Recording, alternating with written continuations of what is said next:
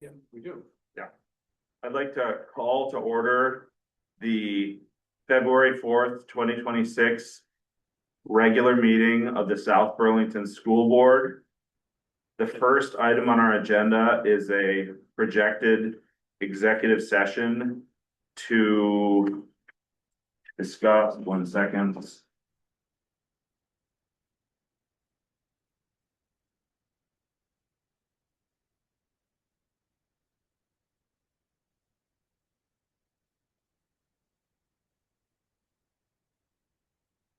Um. So. So the purpose of the executive session is to discuss.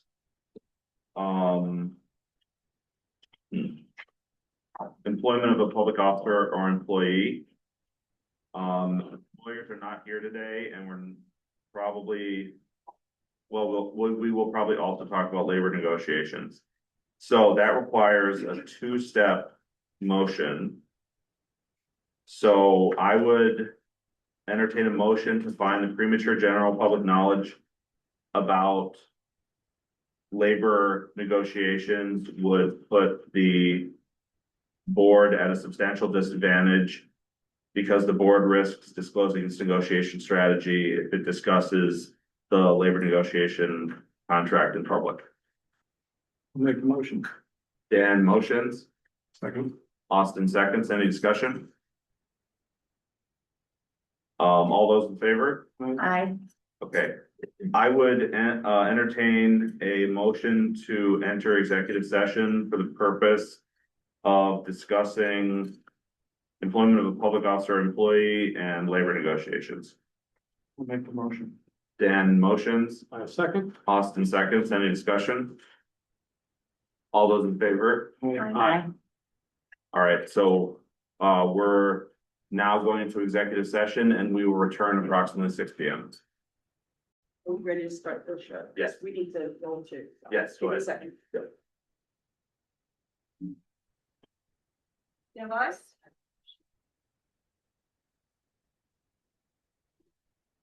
We're live. All right. I'd like to call the February 4th, 2026 regular meeting of the South Burlington School Board back to order. We just had an executive session. Joining us in that executive session was Joe Clark, superintendent, and we discussed employment of a public officer or employee, labor negotiations. And although I realized that I did not mention it in my first motion to go into executive session, I also told the board about some of the legal counsel that we had gotten. We did end up using the received confidential attorney-client communication. So sorry about not mentioning that in the motion to go into executive session. The first item on our agenda is the Pledge of Allegiance.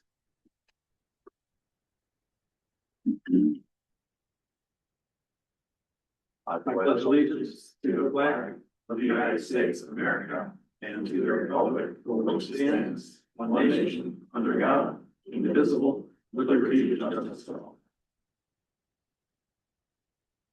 The next item on the agenda is announcements. Are there any announcements?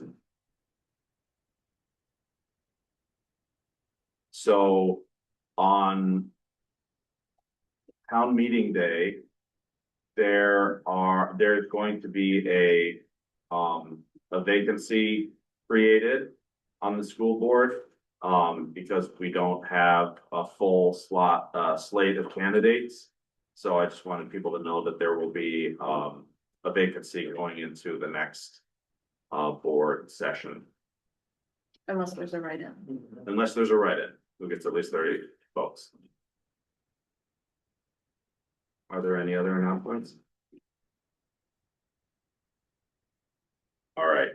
The next item is to review and accept the agenda. So our agenda as it currently stands is to have comments from the public, then the student representative report, then monitoring report on curriculum development, then monitoring report on financial condition. Then discussion items on the Williston Road right-of-way request, which is to give some land to the city of South Burlington between Williston Road and Brick Markov Central School to allow city to widen the sidewalk. Although that's an imperfect description of it, they'll give us more details during the item. Also, we're gonna discuss how to monitor 2.9 communication and supports the board. Because that's not something that the superintendent can directly report on. We have to go through 3 readings of policy E2 on security cameras. Because we changed the executive limitation, but then we belatedly realized that there was another change that we had to make to the actual policy 2. So it's gonna be a first reading of policy E2 changes. Then we'll talk about the budget communication plan. Then we have a placeholder for talking about school district redistricting.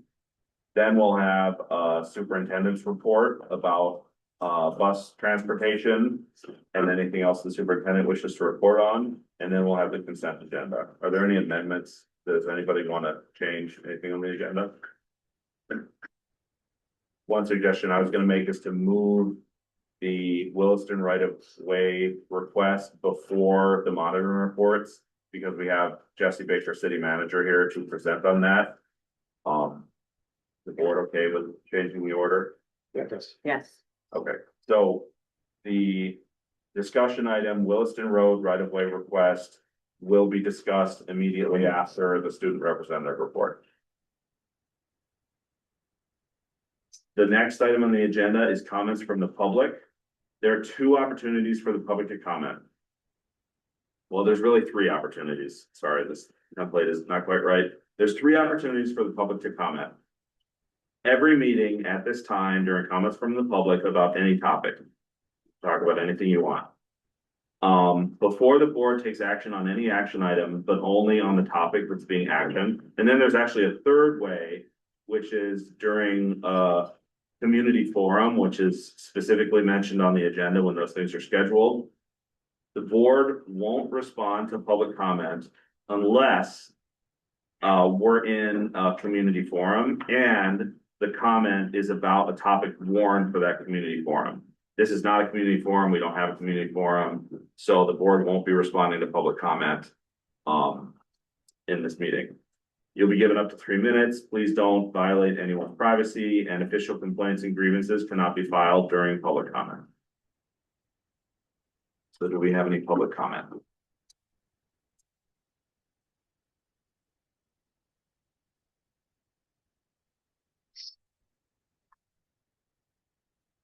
I have to use both of these, right? Yes, please. Oh. So, my name is Laura Skoll. I'm a high school teacher. I'm also on the executive board of the union. That's the co-grievance chair report on the matter that is near and dear to the hearts of many of us in this community regarding its earlier in the month. Today was his habeas hearing, and I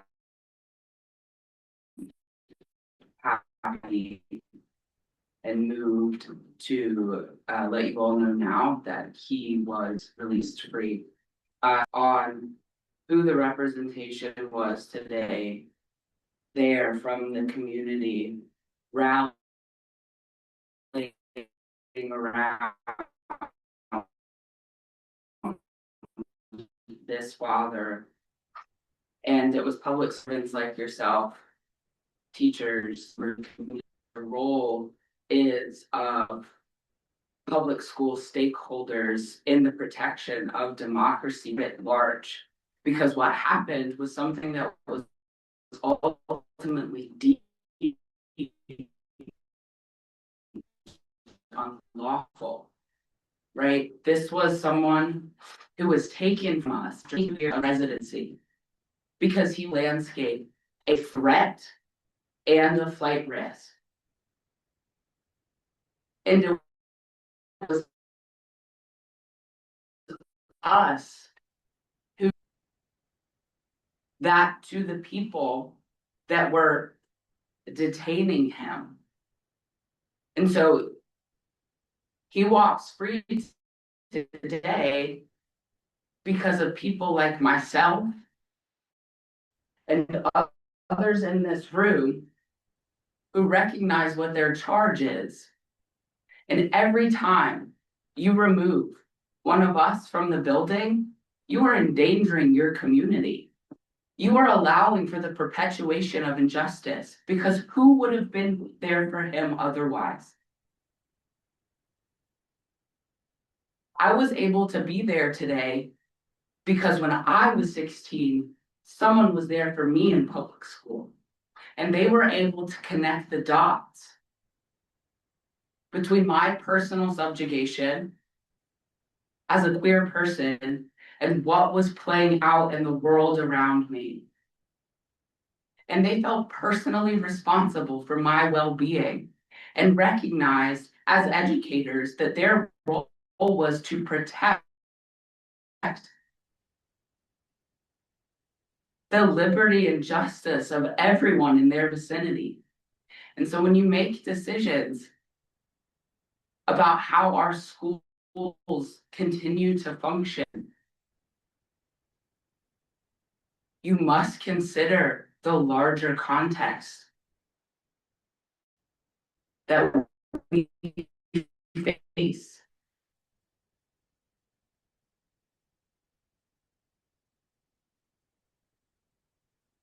This is a marathon, and it is a labor of love, and it is a labor of protecting what we know all people in this country are afforded. And we will never not go to bat for that, because people are watching us.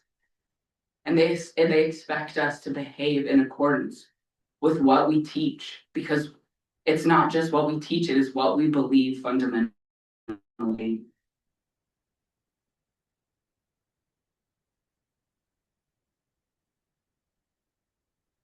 And so I was a person there for another person today because y'all employ me.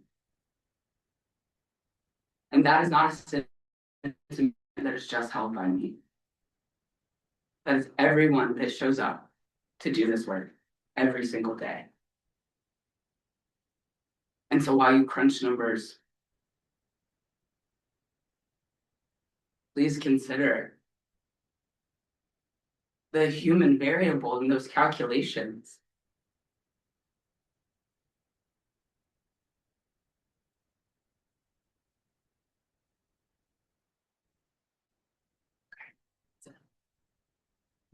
Thank you, George. Thanks for being with me.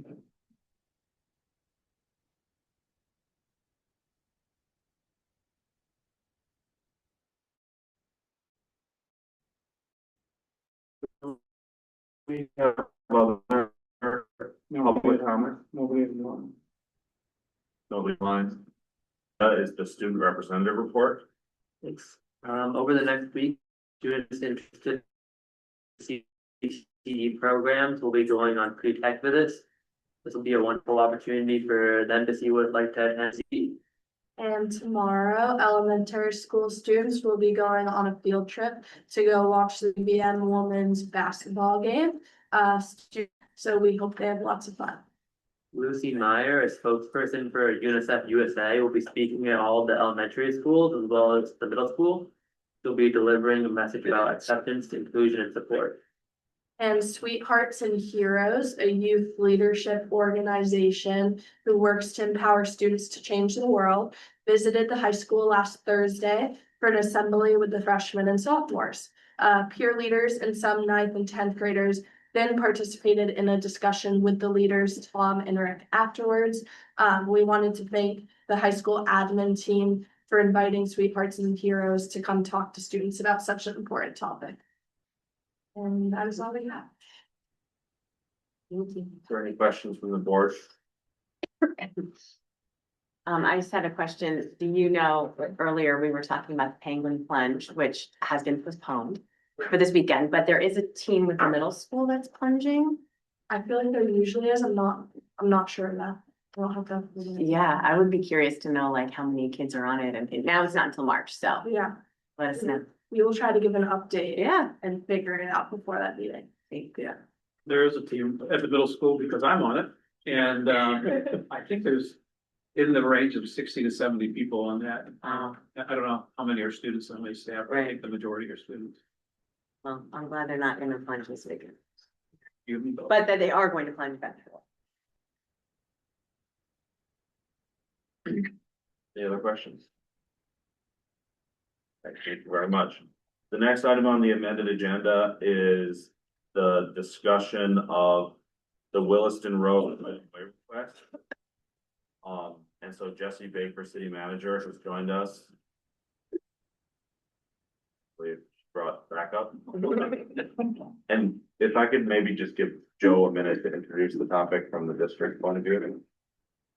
Yeah, I can. So, Jesse came to me early in my, tenure here and mentioned, the safety concerns the city has with Williston Road, how the sidewalks are very narrow, how, it's dangerous for folks to walk there. There's no place to push snow, et cetera. And she said that they've been trying for a while, to get the school district, to cooperate, to, allow, an easement so they can do some work. And I thought, of course we can do that. Well, I don't have the right to do that, but the board certainly does. And I thought we need to make sure the board has this in front of them. And I think after you hear Jesse give her a report, you'll see that this is in the best public interest, even if it involves giving up a little bit of land from the schools. So. Jesse. Thank you so much, Dr. Clark. And just for the record, my name is Jesse Baker. I serve as your city manager here in South Burlington. And I have definitely brought very important backup. Alana Blanchard is your community development director for the city and has been here since the beginning of our tax increment financing district and is really the mind, history, and power behind our TIF district. If I can be added to the Zoom, I'd be happy to share the presentation if that's useful, or Yeah. you have it, I believe, in your packets. Let me, so can you, Ella, are you joined as a guest? Yeah, don't me raise hand. Oh, I'm SB Zoom too, sorry.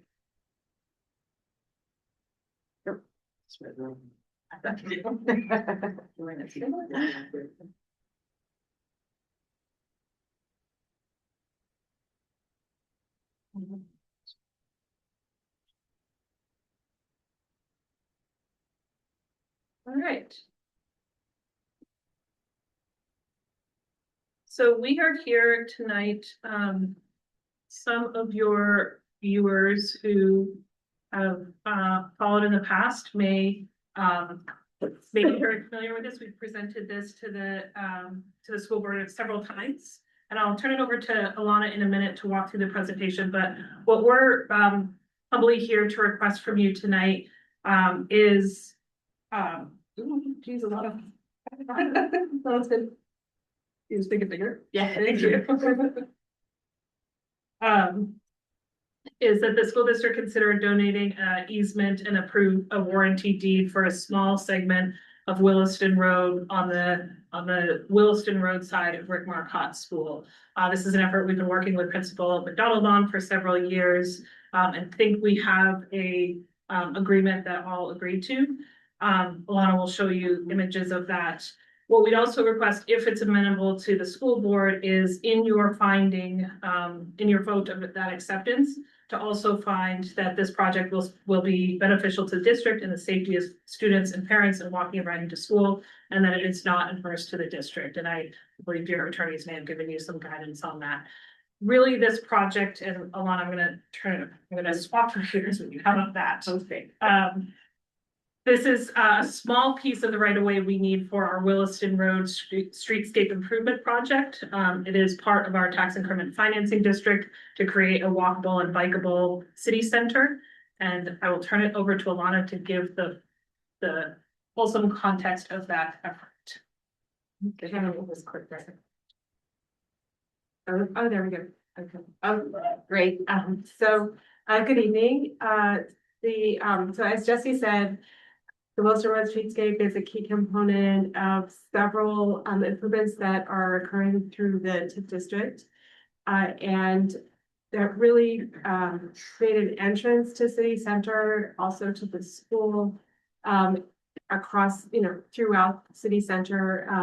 and enable us to grow in a way that's walkable and bikeable. And creates a nice walking biking corridor along Williston Road. From the Staples Plaza, so the west side, as you can see, there's a red line from the Staples Plaza that goes around exit 14. And then including the area just east of Al's French Fries, where that intersection will get realigned, and then we'll continue with the shared use path to Midford Road.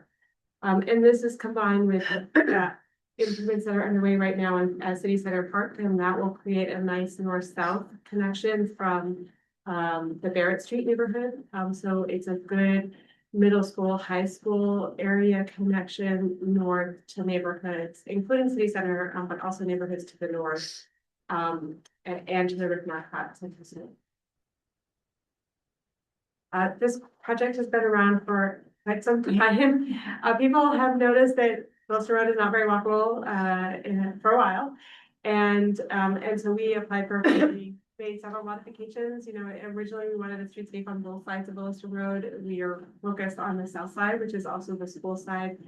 And have also made some modifications. We started out with both a separated bicycle and sidewalk, then we have just a shared use path.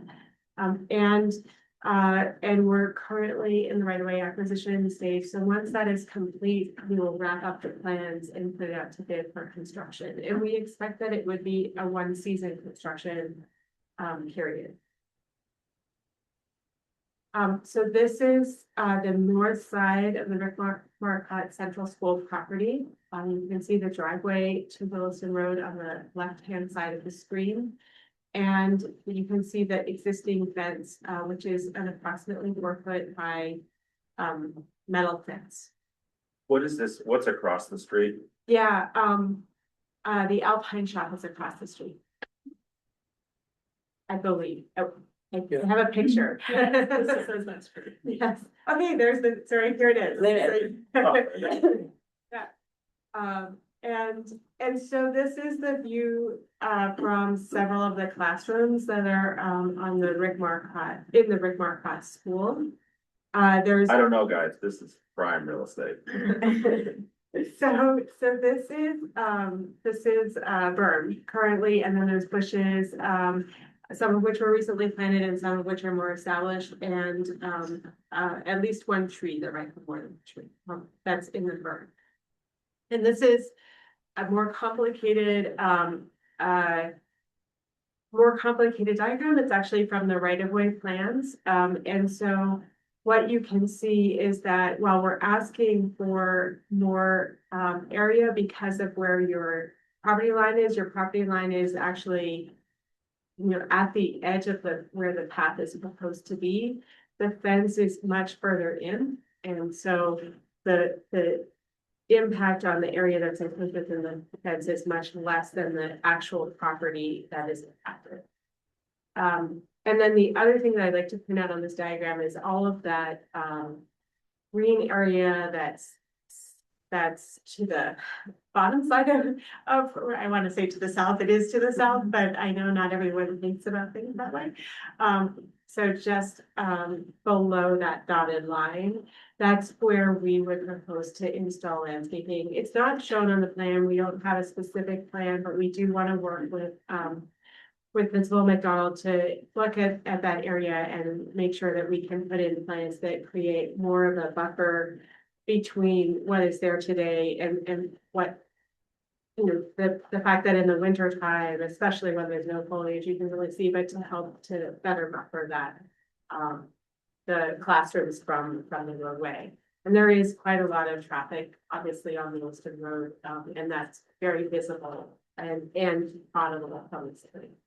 So right now, there's a 3.5 foot buffer, and then like maybe a 3.5 foot wide sidewalk or so. I think the Maybe sidewalk is 5 feet. So it's going from 3.5 and 5 to 7 and 11.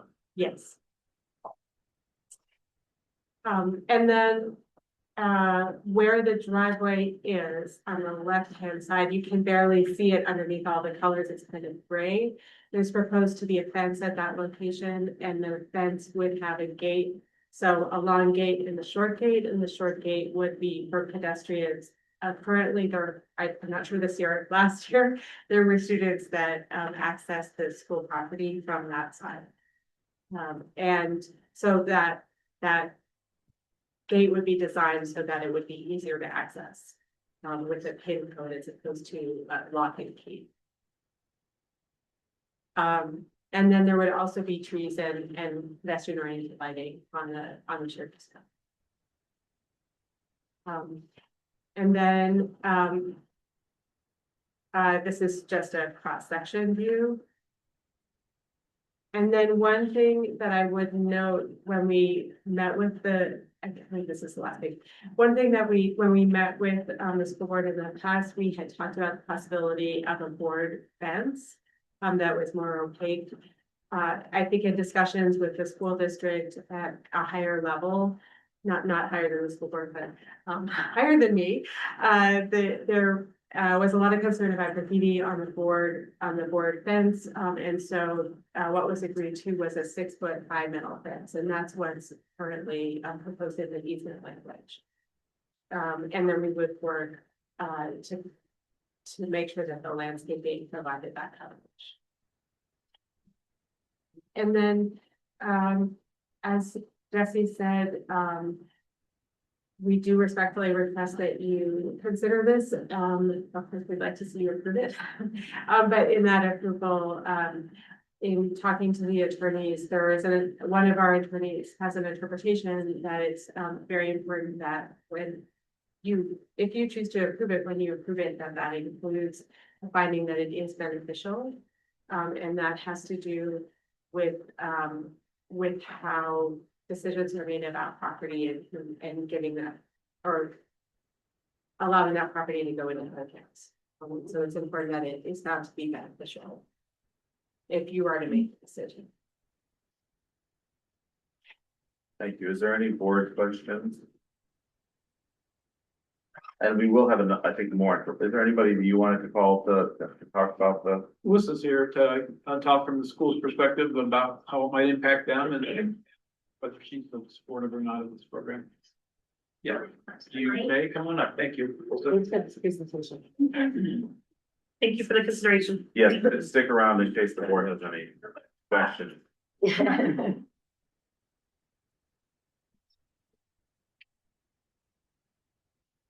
Hello, I'm Lisa, as Pal. Alana came to the school and we walked around, the area where this would impact the school.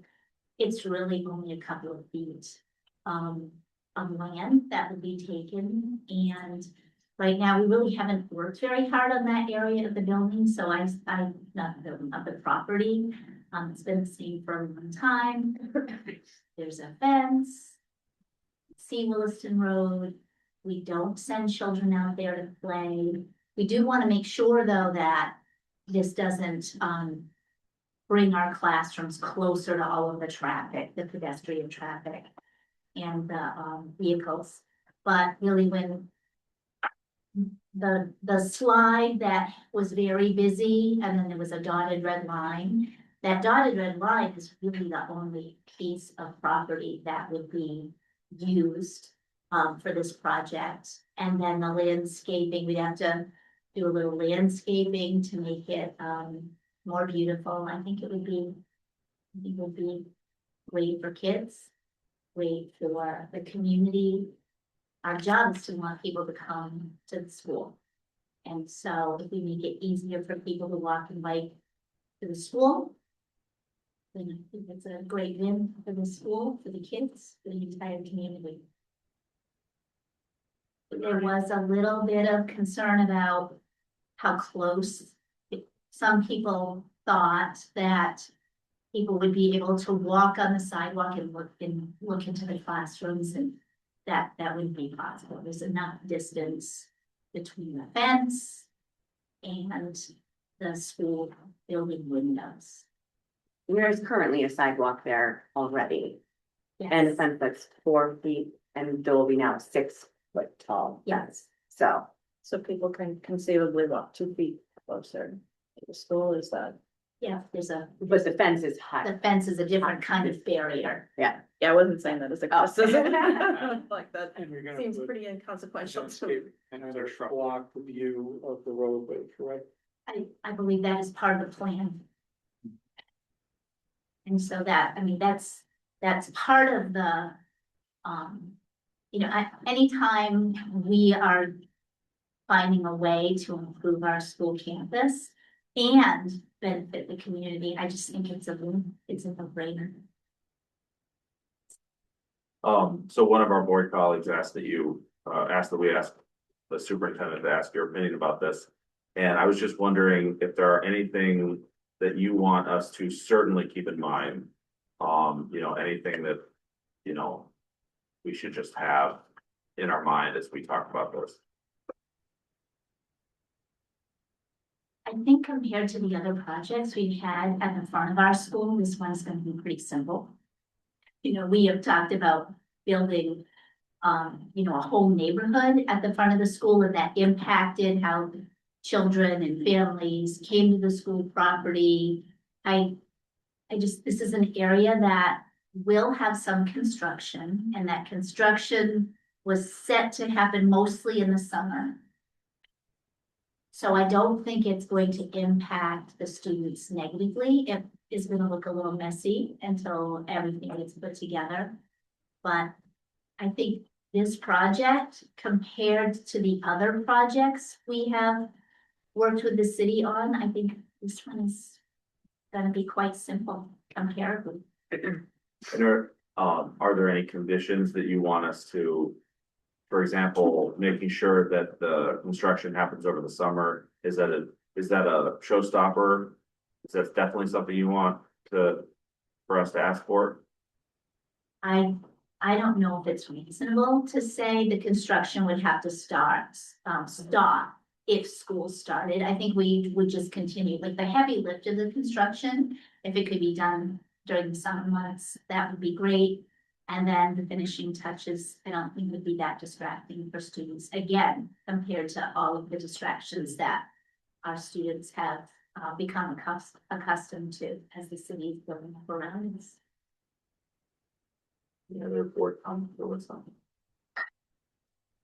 just as a former Rick Marcotte attendee myself, many years ago. A lot of things have changed since then, but it seems like that space, there's not a lot of ownership feeling of the students, like that's our space, or that they would feel like you're kind of taking away something that's like a treasure. It's like empty space that I think could be beautified and would be a wonderful thing to view out the windows in the future. So it's a great idea. Any other thoughts, Joe? No, I just continue to be grateful for the relationship we have with the city. I think that, we serve the same population, right? And I think this is good for everybody in the community, so I'm supportive of this. Great. Is there any other board questions for Jesse, Alana, Alyssa, or Joe on this topic? Just out of curiosity, the decision for a chain mail fence was due to what concerns about graffiti? Is that what I heard earlier? I'm just curious about the choice of fence, not trying to relitigate anything, but like a sound barrier fence or a chain fence. Yeah, the style of fence was changed to it's changed to the same rail metal fence. And that is because it's seen as something that would be easier to make. Thank you. And I like that it's higher because it makes it a little more difficult for people to decide to jump over the fence to get onto the school property. And then the gate would be a really nice improvement. When I first got to the school, the gate was basically left open and a lot of community members would end up on the campus. And there was no easy way for us to close it without keeping it locked. And I see this new design as something that could be pretty helpful to us, and students walking to school could use the gate. we could find a way to secure it and, maybe even on the weekends have it open. Because if students aren't in the building, we want the community to use that beautiful property. It's for everybody. So the gate was another thing that, made me feel like that would be really beneficial to the students and parents. Do any vehicles ever drive on that driveway? Just maintenance vehicles, we wouldn't want to have any. Yeah. Through traffic, it's just a little too narrow. Mhm. Yeah. But there are students who get to school by walking and entering that by that side of the school. Not so much this year, but in the past, we've had students coming off from Williston Road, and then every morning the custodian would unlock the gate and then lock it back up once they came onto the property, because otherwise the students that live on that area of Williston Road have to walk all the way down Mary Street and come around, or get to Heinsberg Road and come around. And they really had a long distance to walk. They So close. lived right Yeah. there, and then they had a pretty long walk to get onto the property. So we were opening the gate for those students. And they're at the middle school now. But there could be future. There could be, Yeah. yes. Any other board questions? All right, well, thank you very much, everybody, for that. The plan is that we will discuss this in executive session on February 18th. And then I think we have one for action on February 18th. I believe so. So that's the plan. Thank you very Thank you much. so much. Thank you. Thank you for letting me go over. All right, the next item on the amended agenda, there's two action items. They're both monitoring reports. A reminder of what a monitoring report is. So we are a policy governance district. And what that means is that we have decided to impose on the school board a system for evaluating the superintendent and for doing governance. And the way that we figure out whether the superintendent is doing a good job, whether the schools are doing a good job, is through these things called monitoring reports. And we had a monitoring report at our January 4th meeting, our first of the year, or January 7th. Anyway, it's the first meeting of the year where we talked about academic proficiency. And the scores that the school board members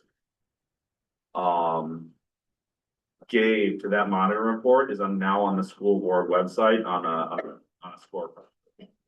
So tonight, it's a little different. Normally, we would only have one monitoring report per meeting, but tonight we have two. And the two monitoring reports we have are curriculum development. And so that's the one we'll start with, and then we'll continue with financial condition. So for monitoring report 2.10, that's the next item on the agenda. It's an action item. Joe, do you want to introduce it? Yeah, so I'll start and I'll introduce Nicole to actually give the the crux of the report, but again, this is a new template that we worked on and Michelle put a ton of time into. And so this is the first time we're doing this report using this template and the policy being monitored. I'm sharing my screen is 210, and you can see exactly what this is. A short policy. The superintendent shall not allow the district to be without written curricula aligned with Vermont standards and board ends policies that are coordinated across all grade levels in schools. And we shall not fail to review the curricula periodically based on performance results, learning opportunity, data, new research, and updated content knowledge. So when I do, what is my interpretation? My interpretation is that we will be in compliance on EL 2.10 when we can demonstrate that written curriculum exists for all required content areas and grade levels. It's current and it's accessible to staff in a consistent format. Also, each curriculum is aligned to Vermont standards and to the board's ends policies and includes the essential elements needed for consistent implementation. Also, the curriculum is coordinated vertically and horizontally so that learning progressions build coherently across grade levels and are consistently taught across schools. And the district has a documented periodic curriculum review cycle that identifies when each curriculum will be reviewed and by whom. And that curriculum review is evidence-driven, that revisions are informed by student performance, results, learning opportunities, updated research and best practices, etc. And finally, when evidence shows gaps, misalignment, inconsistent implementation, outdated materials, etc., the district takes action, documents the changes, supports the staff implementation, and monitors impact over time. So those are the things I believe we need to show to be in compliance with this policy. And you can see more specific component definitions and success criteria. But Nicole is going to take you through all of that in her report. And so I think you have sharing. I'm gonna stop sharing so you can share it. Is that okay, Nicole? Am I also supposed to press this in from the I three? think everything's on. Okay, because it says it'll be green, but it's not. So when I press it, nothing happens. I have a really good teacher voice. Yeah. Okay, let me share my screen. So it sounds like, hello, everybody. Hello. It sounds like I'm the first one taking this for a ride, which is kind of exciting. And here we go. Can I ask a question? Are you going to tell us the, are you gonna tell us what your conclusions are at the beginning and then also at the end, or only at the end? I did not write it to tell you my conclusions at the beginning. What do you think about telling us your conclusions? So just so we can think about that as you tell us all this other stuff. I want to do what you're suggesting. I think it'll make more sense if I'm just gonna skip forward to the end. So here's what you can think about. Yeah, I embedded it in all the slides, Seamus. Let's see, Just the big picture so that we can. the big picture, okay, the big picture, I don't have to look at the slide for. Sure. There are a few items on the list of 6, I believe 2, where we're, in the words of the framework, approaching compliance means that there's evidence. The rest of them is beginning compliance, which means we're just getting started. That's the big picture answer. Thank you. So there are fewer things that are in compliance than are just beginning to be. That Yes, very helpful. Thank you. Okay, so, in education context is so much, so I just want to start off with a context slide. I am the 6th executive director of learning in 7 years. It's a tremendous amount of turnover for a curriculum director. Previous budget cuts have shifted things in the curricular system without evidence. I can't find evidence of a plan after cuts have been made. We get new mandates from the state every year. Sometimes they're synergistic and sometimes they're not. We get changes to the curricular system without any framework redesign. So we have pockets of work that happens, but not necessarily the whole thing. And lastly, and what feels most important of all these items is South Burlington, like most school districts in Vermont, is experiencing severe staffing shortages. And that's having an impact on everyone, and it keeps the majority of staff, especially leaders, in I think what can best be described as fight or flight. And when you're in fight or flight, it's hard to get to your higher order of thinking, which is what curricular design requires. So it's a complicated context. And I just want you to be aware of it. Okay. So there are 6 points that the superintendent has already named, and I'm going to go over each one. These are the 6 items that would show that we are in compliance or not. The first one, I don't know if you all can see the chart. What I've done is I've taken the component, defined what it means and what success would look like. So for written curricula, and then in blue, the bottom line is we have some to many curriculum documents that exist and are current. We don't have every single one, but we have some to many. I can find them. And they're retrievable through what is called the SBSD instructional playbook. This is an example of beginning compliance. The next slide is a picture of what the instructional playbook looks like. These are links that go to different parts of the curriculum. As you can see, some of them have a lot of links and some of them have very few, which is why we're at beginning compliance. Keep going. The second piece is whether or not our curriculum is aligned with Vermont standards and the board's ends policy. Essentially, the curriculum that is written is explicitly mapped. So what we have that's written is explicitly mapped to the Vermont standards. And that's partially because the Vermont standards and the Common Core are mapped to each other. So it's just it's a relatively easy lift. And if you look on the next two slides, I gave you examples. One on the left from the second grade ELA unit, and you can see the priority indicators that are assessed, and one from the seventh grade ELA unit. You can also see that they're named. So in the places where we have written curriculum, whichever person came before me did a good job of getting the explicit information in there for Vermont standards. And here's one from the high school. So at all three levels in ELA, you can see that it's explicitly tied to the Vermont state standards. The second is the question of whether it's aligned to the board ends policies. They could be aligned. If Dr. Clark said to me, go out and align them, I could draw a line and make it happen, but they're not aligned. They weren't written to be aligned that I can find evidence of. There are no clear connections. But there could be. Before we move on from the alignment one. Sometimes when people raise concerns about academic performance, proficiency, outcomes, one of the explanations that comes up is that there's a misalignment between like what is in our curriculum and like maybe what's on the national tests or the NAEP. Or so can you comment at all about whether there's a gap between what we teach and what the national tests are, you know, testing us on, or do you think it's an interesting question, or is it the wrong question? I don't think it's the wrong question. It's not a national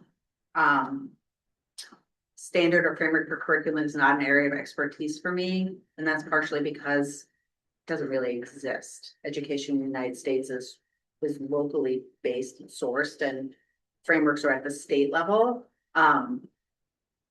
So I think it's easy to argue that there's not a clear connect between national standards and the curriculum.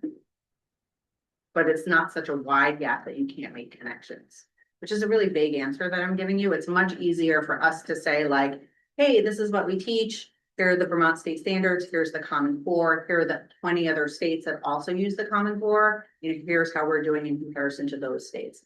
That's a much more useful framework because we know the Common Core in all those states is going to be the same.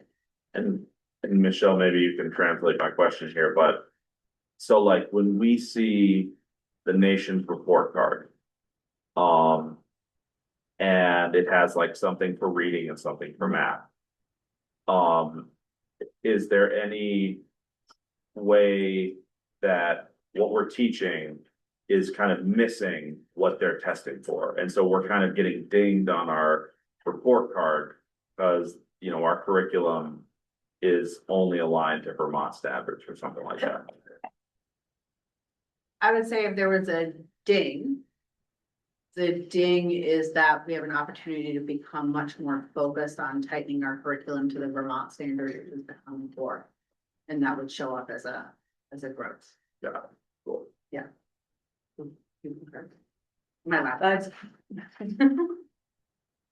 I agree. And just as an aside, NAEP is changing its frameworks next year. I would expect that conversation is gonna drift somewhere in the realm of Common Core. Like the Common Core state standards have left its legacy nationally. Its whole purpose was to kind of have a unified system of standards so that we could get to the point of comparing. A lot of background on that, but not every state is using Common Core standards anymore. However, a lot of them are calling them something different and still using them. And so they are surviving in one point or another. And I would expect that there might be in the future some better alignment between NAEP frameworks and Common Core state standards, which Vermont uses. Well, for now, right? They could always change their mind and say, no, we're gonna fail. So my takeaway is that if this year we revisit ends and of executive limitations, it's not necessarily a big thing to go beyond Vermont standards, like saying that each curriculum is aligned to Vermont standards into the board's ends, that will have good results. Like the more we execute on that, the better results. Okay. Yes. Okay, move on. Okay. The third item was that the curriculum is coordinated vertically and horizontally. This is a common common approach to curriculum. From what I can find in our curriculum, in general, all courses are aligned with our standards and they're inherently progressive grade to grade, so vertically, because the Common Core is built that way and our curriculum is built on the Common Core, so it follows that same pattern. Elementary literacy has a really clear scope and sequence that I'm going to show you. There are unit maps and course sketches for other courses. So it's sort of like the solid foundation elementary, and then it's getting closer and closer, but there's work to be done as you get beyond elementary school with scope and sequence. So here's an example, which is why it's approaching compliance. So this is an example from grades 2 and 3 for literacy learning targets, showing you vertical scope and sequence so that you can see what's happening in second grade, then builds into third grade and so on and so forth. And this is explicit, well, for me, it's easily found. That'll come up later. Whether or not other people can find it's a different issue. But we do have it. Somebody did some good work, and I'm sure a lot of people behind me can say exactly who did it, and they might have even done it. And then horizontal literacy, again, elementary literacy, 6 through 12 course sketches I'm going to show you. There are common expectations. There is collaboration that's tightly calibrated in some grades and in some schools, and in other places it's more loose. So some places you see that there's a tight collaboration, other a loose collaboration. So the thing you were saying about the first thing where you said approaching compliance, that's like, do you move from second grade to third grade to fourth grade and it makes sense? And then this horizontal thing is there the same curriculum at all the elementary schools? Yep. And at the middle school and all the secondary classes and high school and all the third students. And so what this chart is, it shows you, this is an elementary scope and sequence. When I cut and pasted in here, it might go kindergarten. Melissa could probably tell me, because it's got nursery rhymes and fables. I think it's the kindergarten one. And this is what it looks like, and this is laid out throughout elementary school. And then here's one from grade 6 math. This one, you can see the entire, right? So when it's happening, what the unit is, what the proficiency indicators are, student learning, and then the unit content topic. So this is really well laid out.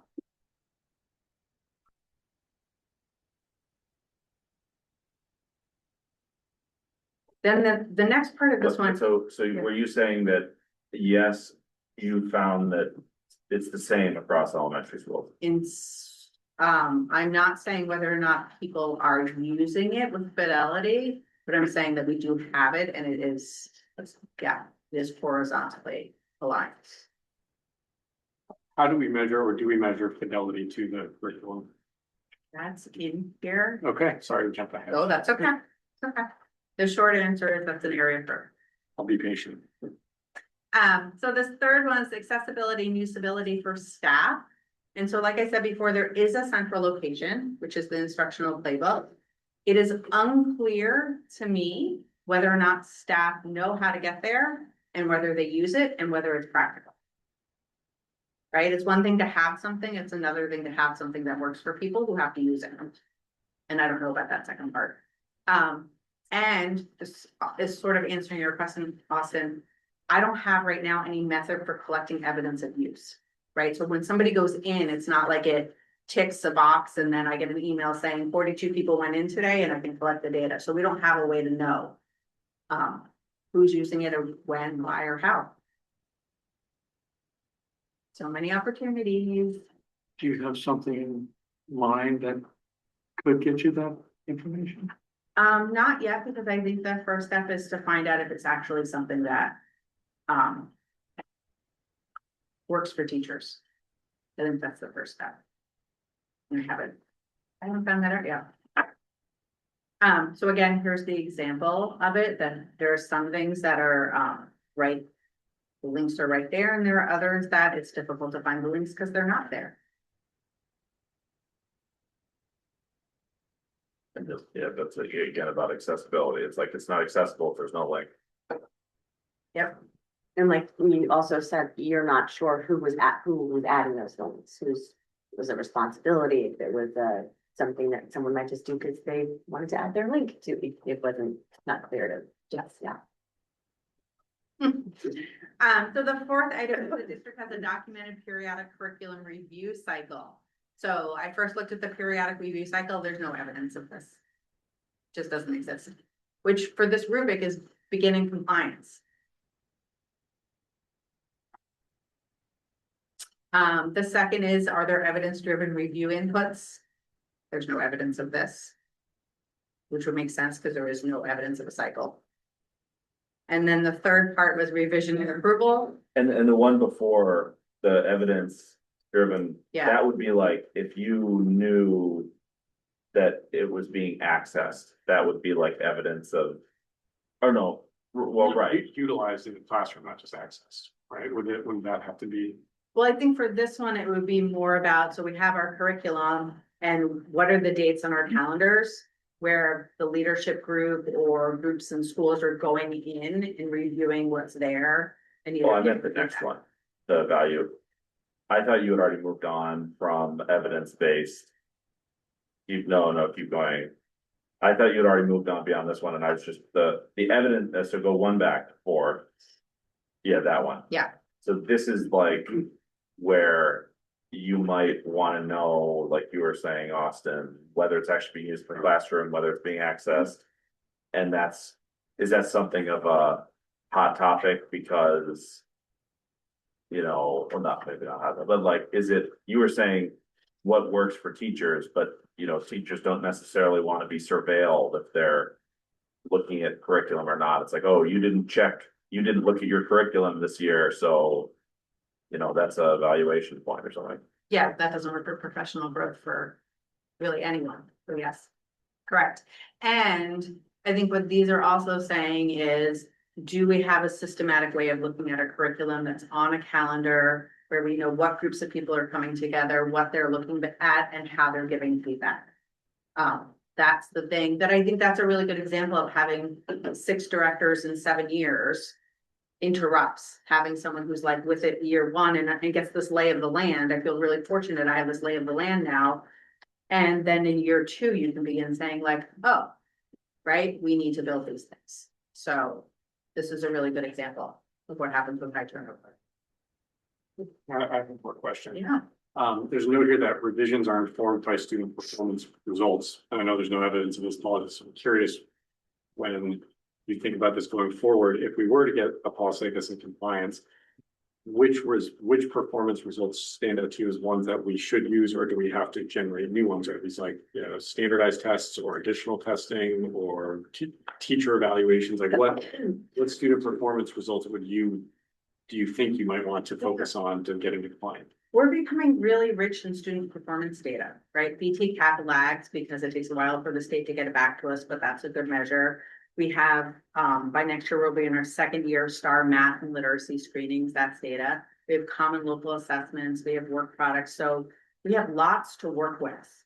There's been a lot of, one of the difficulties with this presentation is underneath all these, we're not in compliance. There's a lot of amazing stuff happening. And I think what this policy does, if I understand it, is sort of puts it in a container and gives it a system to follow. And so I don't know that anything new has to be created, but I do think part of the evidence-driven review would be, are we doing what we need to be doing? And if we're not, for teachers and administrators to come together and say what other assessments would be.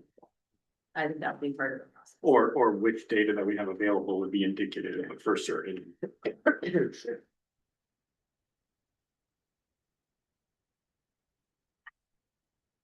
So this one was a difficult one to write because again, like I said, there's a lot of really good work happening in the district. And the best way I could summarize it in terms of revision and approval is that it's informal, it's inconsistent, and it's undocumented, but it doesn't mean it's not happening, it's just not in that container.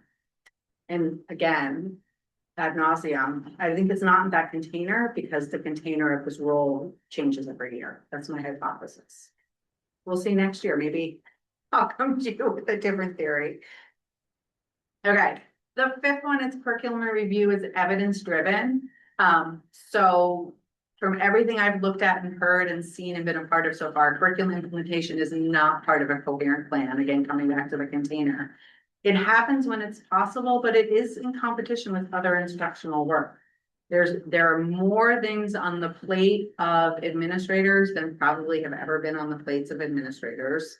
And again, I think staff are coping with staffing changes that have not always been planful and changes in staff, and there's a lot of inconsistency. And is this the right? It feels like the executive limitation at the top is not the right one. I have to go all the way back to Maybe number 5 has 3 parts. Oh, okay. So okay. revision, implementation, and monitoring. I split them up because they were a little bit different. So part 1 is there a revision and approval process? Part 2 is there support for implementation? And part 3, monitoring implementation and impact. Okay, thank you. So 5, I was gonna summarize, there's an informal, inconsistent, undocumented process that's not entirely coherent, competes with other parts of the work, and there's no evidence that it's being monitored. There is an attempt to respond to teacher identified needs and to broadly review data, learning data. So that is, teachers are looking at data, teachers are talking about what's happening in their classrooms, leaders are doing the same. Can I ask, you had mentioned earlier about staffing shortages and just in my own personal experience, when something has to fall by the wayside, sometimes it's things like checking the curriculum if you already know what it is, or, you know, I would imagine some of this stuff has to do with just learning how to make your day work to give the kids most of the attention and not the paperwork or the website necessarily. Yeah, that's a good summary. Yep. Number 6 is equity of learning opportunities. There are some supports in this area. So Monica has worked really hard on strengthening ML in this district. And it shows. There's also been a lot of focus on elementary targeted. What's ML? Multilingual learners. Elementary targeted literacy instruction is really strong in the district. This idea that if students if the data is showing that they're not making progress, figuring out what the skills are we need to target and helping them learn those skills. And there's a lot of specialized instruction in the district, otherwise known as an IEP. So those things are happening, which supports equity of learning opportunities, and there's no evidence that gaps in outcomes trigger much beyond individual plans for kids, right? So that's again part of that container, building a system where there are some kids who are on plans, but there's also feedback loops where we change what we do and how we do it so that the learning environment becomes more supportive for kids to learn. And this is not unique in Vermont. There's very little I've said that South Burlington is not an outlier. I was just gonna ask that what you just said, could creating those feedback loops and changing the way that we work, the teachers work, could help maybe cut would be in place of individualized IEPs or, maybe not that, but plans, yeah, that need to be tailored. Laura, if she was here, she would tell you, that, yeah, she has, it's a plan for everybody, which is, wonderful and also extremely challenging for the teacher. And, so thinking about a way to make things more inclusive for a group of people who all have share the same kind of struggles instead of the individual one. Yeah. Yeah. That's what you're. There's not a lot of research that shows that making a lot of individual plans is what makes the shift. And it's easy for schools to focus and for parents to focus in on that. The real work of curriculum change happens by changing the system. And by building feedback loops and building processes. And I think what I took away from what they're saying, there's cost efficiency in better system among all the other benefits. Yes, it's good for kids and it's good for the pocketbook. So, finally, I do want to, yes. Okay, so on this one, you are looking at equity, but I also think this. Maybe the interpretation here should also include a component for weak results, right? Like compared to, like when evidence shows gaps, including inequitable access, which leads to this component, but what about weak results? Like, we are behind in 4th grade math or something like that. Is that covered under like, does that lead, because I know, for example, that we implemented a new literacy program, which is great. And my younger daughter, who is benefiting from it, it's fantastic to see her doing phonics and it's really helping. And I think that she would be far behind if it were not for the better approach on the curriculum side. But like in math is,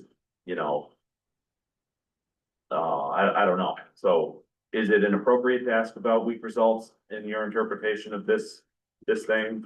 Should I think about that differently? Appropriate. I think the weak results are sort of the thing you look at to then feed the understanding of where are the inequities, right? So do we see patterns among weak results? And I would say that the 1.2, the academic proficiency we did in January, that how kids are performing. This is talking about the structures that we have to ensure that kids are performing. So I think, if the board wants clarification of that, when you redo the ends policies, you might want to address that. But Right. This policy is distinct from how kids are performing. I guess what I am seeing here is just that this seems to be like is everybody advancing together? And then there's also the question of, is the curriculum, allowing some people to really, perform strongly and something like that. It's not like you said, that it's for when we revise ends, which we hope to do this year. Yeah, that data, student performance data can do two things for us. One thing it can do is it can give us an opportunity to look at patterns in curriculum and see what needs to be worked on to reduce it. I think that's what this part is doing versus what you're doing. Okay, so all this being said, it's kind of a downer to say we're out of compliance on a lot of things, or we're beginning compliance, and so I sat for a while and thought about what were the things I wanted you to know beyond that, because these are real important things that now exist. So one is elementary principal collaboration in this district is phenomenal. It's actually one of the hardest groups for collaboration to happen in because they're in separate buildings, right? Leaders are isolated in their separate buildings versus like Pat and his team are in the building together and Suzanne and her team are in the building. And in South Burlington School District, I think probably every 20 minutes in a meeting with elementary principals, the reframe from them is, what do we want to do as a group? And that is a tremendous strength to grow from. Similarly, I think before I got here, the principals at the elementary level worked really hard with my predecessor, Jody, and other curriculum people to work on the elementary literacy curriculum that you just noted, and I think we see the results already. I keep hearing Lisa say, oh my goodness, when we look at data. There is increasing coordination between myself and Monica and trying to figure out how to bring learning and equity together because they are intertwined. And we've built a little team together and it's wonderful. We have 2 highly skilled curriculum coordinators who are super smart and super focused. And I'm just really grateful for them. We have an open, warm, receptive, distributed leadership group at all the levels. It's actually pretty remarkable how leadership is distributed in this district. And I think that's a strength that should be highlighted. And it's an example to other schools. We have growing MTSS coordination. We have the new learning and equity, and everybody seems to want to get to the same place. This is not a curricular culture where anybody is trying to get in the way of or buffer against change, which is pretty unique. So there's been a lot that's happened in South Burlington over the past year or so. And it's not my place to comment on that, but it is my place to comment on how curriculum can get really strong here because there's so much resilience, especially in the leadership. Okay, all that said, I'm going to go a little faster now. So I thought about this and I put together some slides for you all to think about and for Dr. Clark to think about. And it's about what we can do to turn the tide, sort of coming from the perfect storm to systemic coherence. And like I've noted, we have a perfect storm of instability and reductions and decentralization that's impacted curricular decision-making. There's a lack of emphasis on principals as instructional leaders, and things are decentralized overall in the district. But we have this great opportunity to build a high-quality universal curriculum.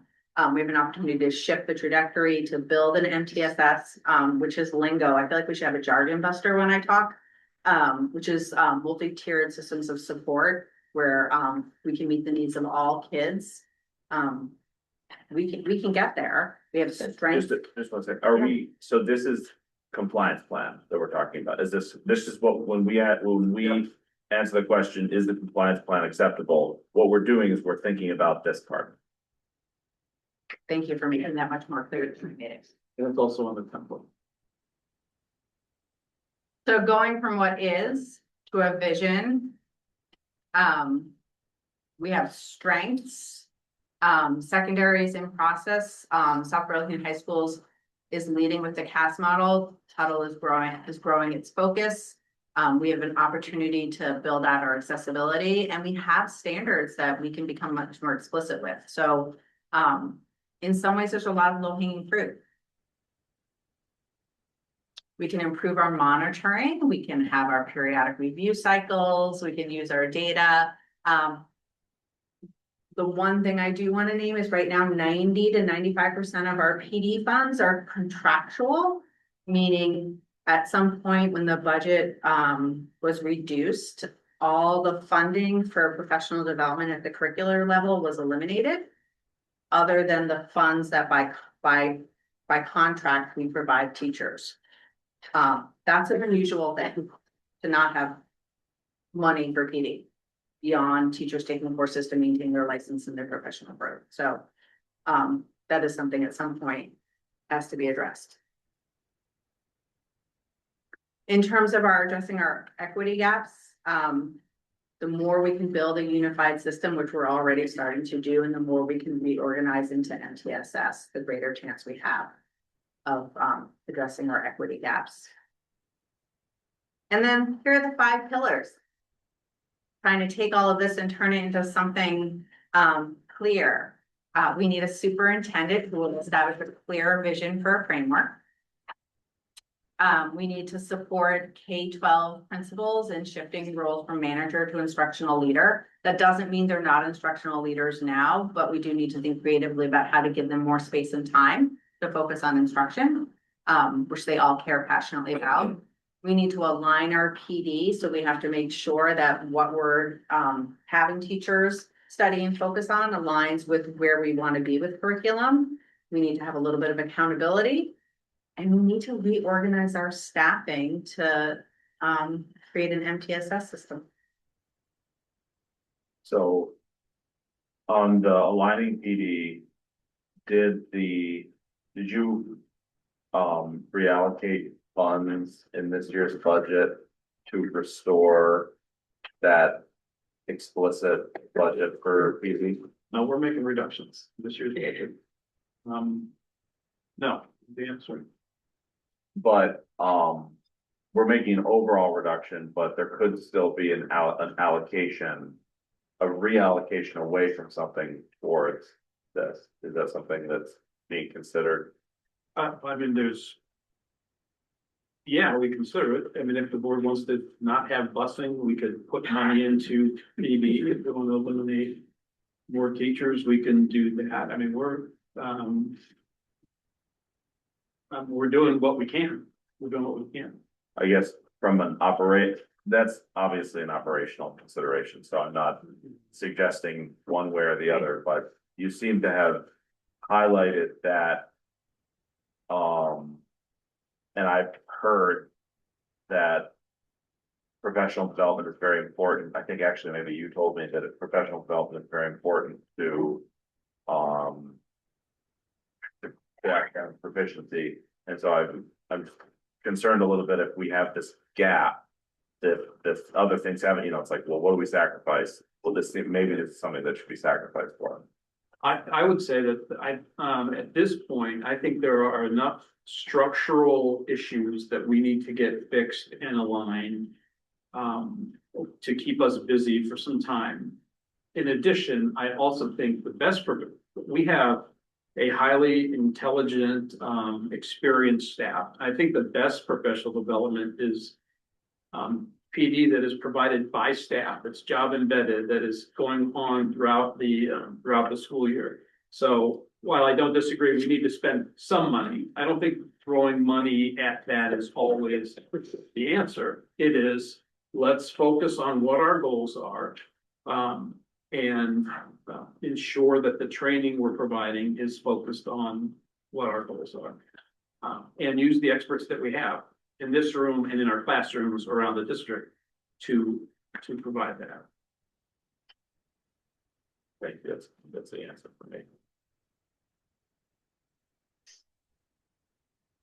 But just to be clear about the PD, what you were saying is that there is contractual PD because teachers have to make sure that their licensure were up to date, and do those things on the side, but there's no other pot currently for other professional development, which it could be something in future budgets when we have the opportunity to possibly do, but. And there's a tremendous of professional learning happening. I probably spend 20 minutes or an hour a day signing all the there is a lot happening. So it's not that there isn't professional learning happening, it's that the district right now doesn't have a mechanism that connects that professional learning to the curricular goals.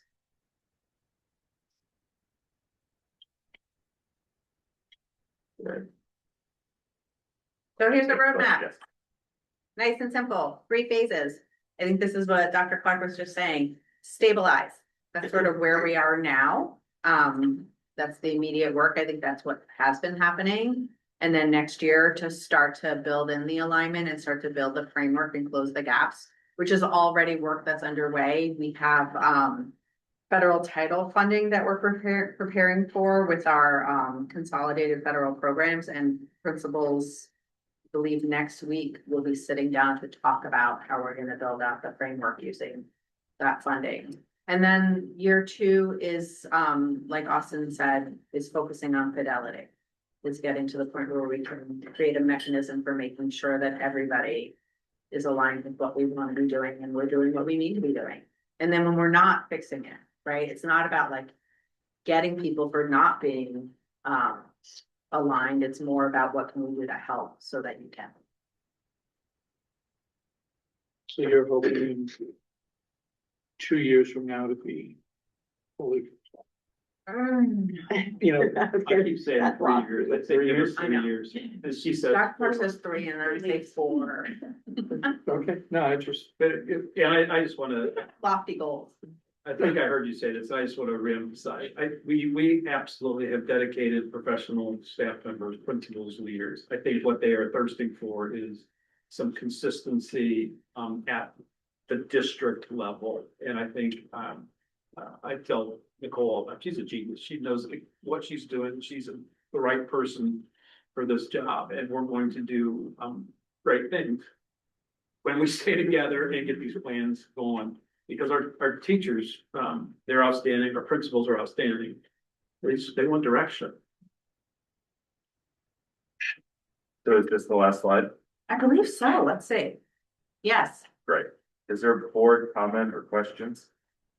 I have one question, Ellen.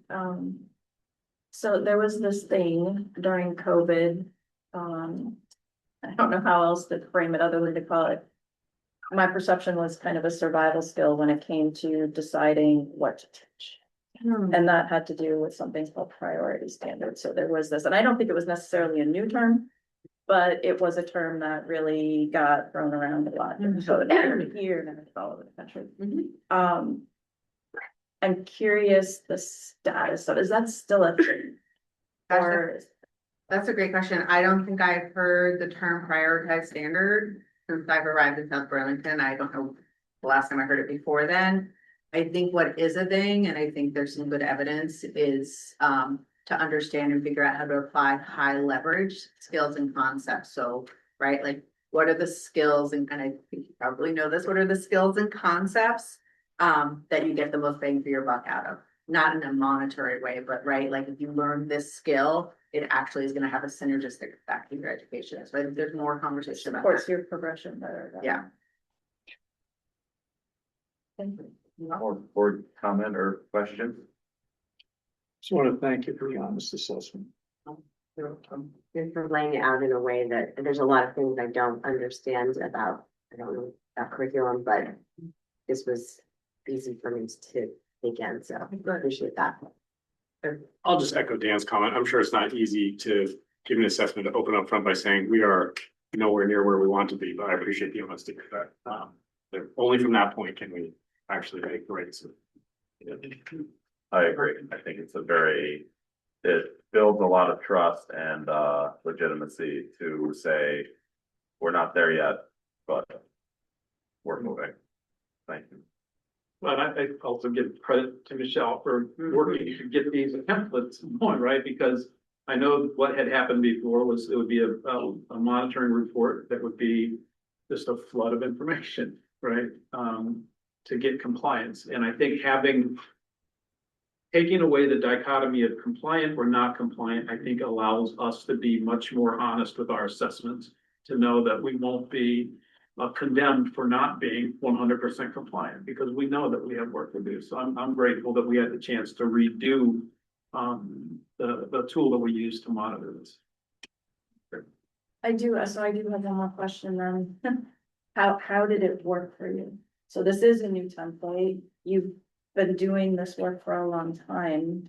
Yeah, so the honest answer to the question is I've never worked for a school board that has an ends policy. So this was actually the first time trying that out, plus this. I think I was scared for the first 3 weeks. And then when I did it, I said to Dr. Clark, it was exactly right. It was good.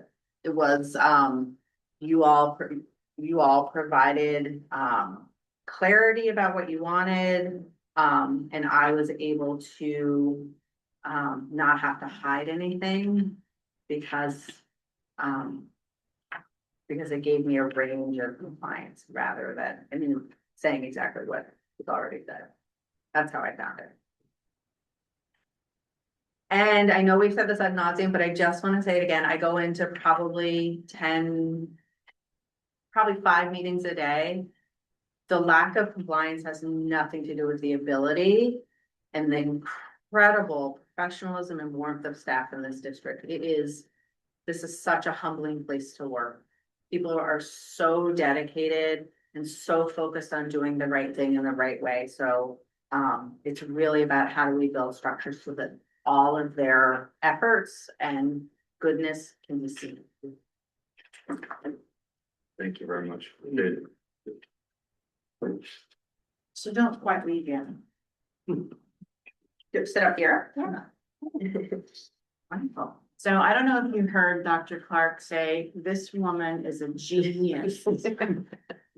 Dr. Carter is one of the most intelligent people that I have ever met that can explain things to someone that has only been at a K through 12 for a year. In addition to the amount of knowledge and expertise that she is bringing into not only this role, but the 14 roles she's taken over since she's been here, we would be lost without her. Good. All right, so, so I would entertain a motion to evaluate the monitoring report 2.10 curriculum development and review according to the board evaluation rubric that was provided in the board materials. So Michelle moves. Second. Austin seconds. Any discussion? This is an action item, so the public is welcome to comment. So all we're doing right now in this action is to say that we're going to use this, and whatever the result is going to be our official answer. So is there any public comment? No? Okay. All those in favor? Okay, so now we'll actually do the board monitoring. So, the monitoring, so there's the monitoring report asks, about the policy interpretation and the relevance and adequacy of the compliance criteria. And so this is asking, you know, does the monitoring report present good evidence, good interpretation and all that? Do you want to add, Michelle, do you want to add anything to what we're voting on for this, for what we're gonna rank this on? no, that's perfect. It's about the interpretation and the report as something separate from the outcome, Right, not to be conflated. not to be conflated with the. So, and zero Sorry, point. I just want, I hate to split hairs here, but I just want to, can you confirm? There is something here, let's say in proficient compliance, where it says well aligned with policy goals. I'm looking at the monitoring report. That is independent from the performance, right? This can be, so this first item, the monitoring, where we are saying whether or not the way it is presented is aligned with what the goals are, not necessarily that they are being achieved. Right, the superintendent's interpretation of the policy and the compliance criteria that are established in that. The definition of the interpretation, what he's documented for the interpretation. Thank you. So, we'll go around the room. And remember, it's 0 to 4, and everybody has in front of them the meetings of 0 to 4. So, is everybody ready for what they're gonna? For both parts or just the first part? Just the first part. That one thing. Yep. Michelle?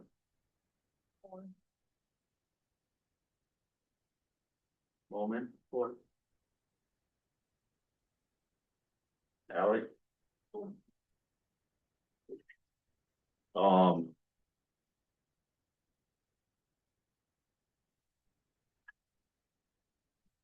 So I think I'm a 3.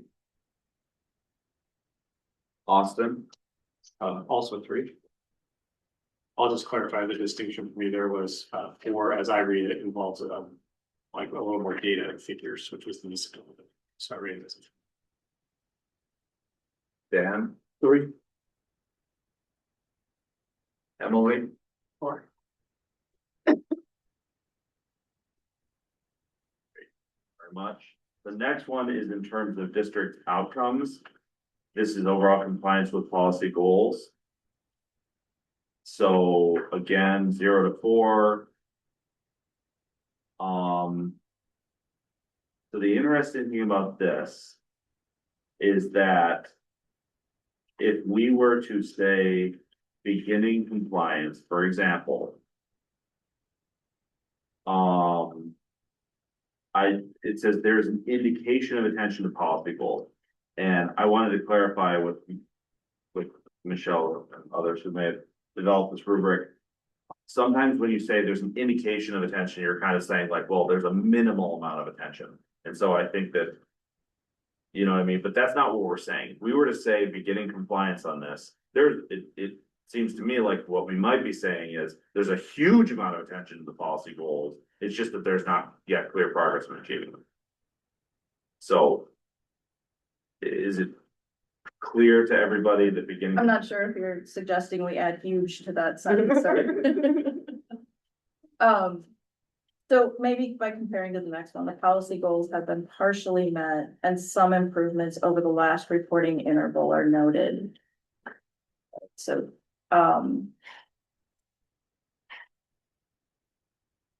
So we're not saying it that reads, I guess that it reads like, where would you like the emphasis to be that, there is more progress to be made or that, the goals have been partially met, right? It's almost like there's elements from beginning compliance or approaching compliance that would seem suitable. maybe a distinction, so maybe this will help. So when we talked about what these definitions would be, Dr. Clark and I went through this and reviewed it and revised it, reviewed it and revised it. And we didn't originally have 0 in here. But determined that it would be important to have 0 for the case where not only is there no clear indication of attention to the policy, it's almost like it's willful not to, right? And that is a distinction between 0 and 1, because the indication that there's attention to it is willful and purposeful. So it's a positive thing, even if you're only calling it beginning. That's how I understood our conversation. Dr. Clark. Yeah, the exact same thing. Okay. So if we were to, some board members, if you were to vote for beginning compliance, that doesn't mean that we don't think that the superintendent was paying attention. It means we can affirm that he's paying attention, and yet we're not yet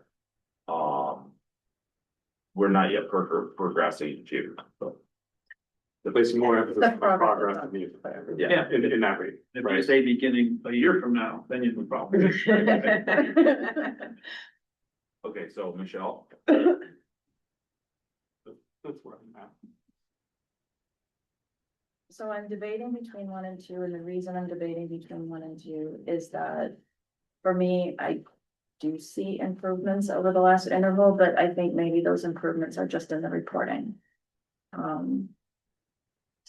One of the important things that I think this rubric brings is the goal to be honest about the outcome, not to be generous to the people we trust, like in a way that we're not there yet. Like, I trust that next year we will not be 1. So I guess I'll say mine. okay, Palmer, Ally. Yeah, it's like on the, like, I know that the district did this new literacy curriculum. And does that mean that there is progress in achieving these goals? I would say yes. So, but that's just a very hyper specific, or not hyper specific, literacy is pretty big, but I think the majority of the elements of the executive limitations were beginning, so I think I'm also gonna go with 1. I voted 1. This felt very much made an honest report, but like we were sort of setting the table and establishing where we are. And I look forward to the next one where we see more progress from that starting point. Yeah, I'm the same one. it's, like I've already said, I appreciate the honesty and, encourage whether there's a plan in place to get us to the next step. I said too. Okay. And then the next thing is compliance plan acceptable. Just Michelle? one more comment on the Sure. one. It's odd to say one when that one really means like the baseline you've set knocks it out of the park, right? So you would want to say four, but anyway. Nobody's hurt my feelings. I'm not trying to dance around that. I'm trying to get to the fidelity of the process, right? And removing that. The personal aspect, right? Because that is fair. It is more fair if we can focus on the outcome as we've defined it and how we want to monitor it. And that is only helpful, right? I hope only helpful for informing improvements. I would say absolutely. Okay. Moment. Ally? I'm a yes. Also, yes. Yes. Yes. Dan, yes. Yes. Emily, yes. Great, okay. So the next item on the agenda is reviewing monitor report 2.4 financial conditions and activities. So I'm gonna call a quick 3-minute recess before we get into it. We'll be back at 7:37. On the dot. Yes, sir. It's the other time.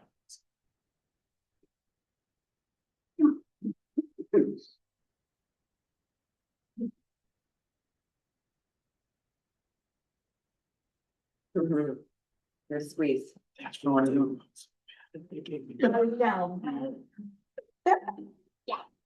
I was looking for. No, it's no, it's just no. No, I know, believe me, I. You got enough of those? Doesn't matter. Actually, I did, once the numbers that I haven't finished around. I could, well, Was it like a church or was it? No, no, it was heavy. Oh, yeah. We have one of those. Yeah. It's first time knock it down. Yeah. But yeah, I didn't mind that. Oh, yeah, you know, we hit those frustrating moments. Oh, So sorry. literally come in.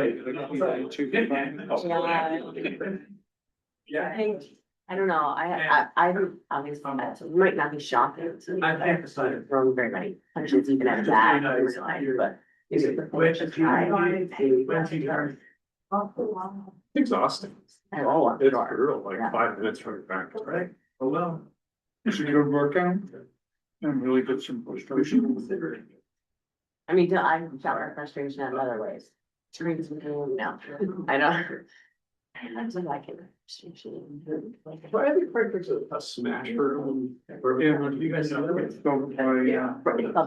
Thank you. I haven't been there yet. Have you guys seen that? Any experience? No. I want to take the kids. I was over by the, right, we street, the way like, the Shelburne Run. Smash, yeah. So, They have anything online, yeah, you pay the break stuff. I could see that being cathartic. Yeah, but a bunch of stuff. I'm working now, I sent him an email, I was like, that's some stuff, they're like, we gotta get through our present inventory. oh, wow, that's great. So I've always like, how they really long. Long on our feet. Do that, yeah, I like. But when they were the ad, there was a piece on it on the news, and it was a little bit like. It didn't quite have the magic I imagined when I thought of Smash. I would like to go to that. Junkyard, it's just got like Yes. stuff everywhere and. It's 7:37. And then. We'll get started again. Monitor report 2.4 financial condition and activity. Superintendent, would you like to? I would, yes. So this is monitoring report 2.4. This one was supposed to be in January, but we asked for a delay because the finance office was doing all kinds of things related to budget and all sorts of other things. And just a reminder before we go into this, this report is one that we'll monitor 4 times a year. So this is the first time, and then it's on a every 3-month cycle. So you're aware of that. That keep that in mind, that it might get less time consuming in future months as we go through this, but since this is the first time, let's take a dive in. The policy being monitored is the financial condition and activities, and this is a longer policy than the one that we just did. There are 11 separate items here that are in your policy. So when the superintendent does his interpretation, it's actually short. We will be in compliance on this policy when the district's financial operations consistently protect the system from financial risk, support uninterrupted and efficient operation of schools, meet all legal and regulatory requirements, and demonstrate clear alignment between financial decisions and the board's ends, while also ensuring that none of the prohibited conditions in EL 2.4 have occurred. And so then you can see what the components, the definitions are, and how we're going to measure our success. And Jean Marie is going to go through all of these things as she does her report. So I'm going to stop sharing, Jean Marie, and you can have the floor. Thank you.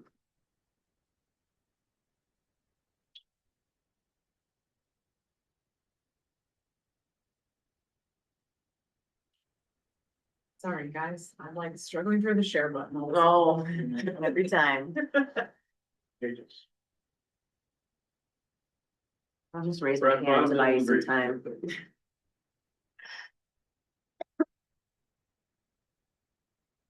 You see it on the bottom? Oh, now I thought, thank you, sorry. It's too late in the day.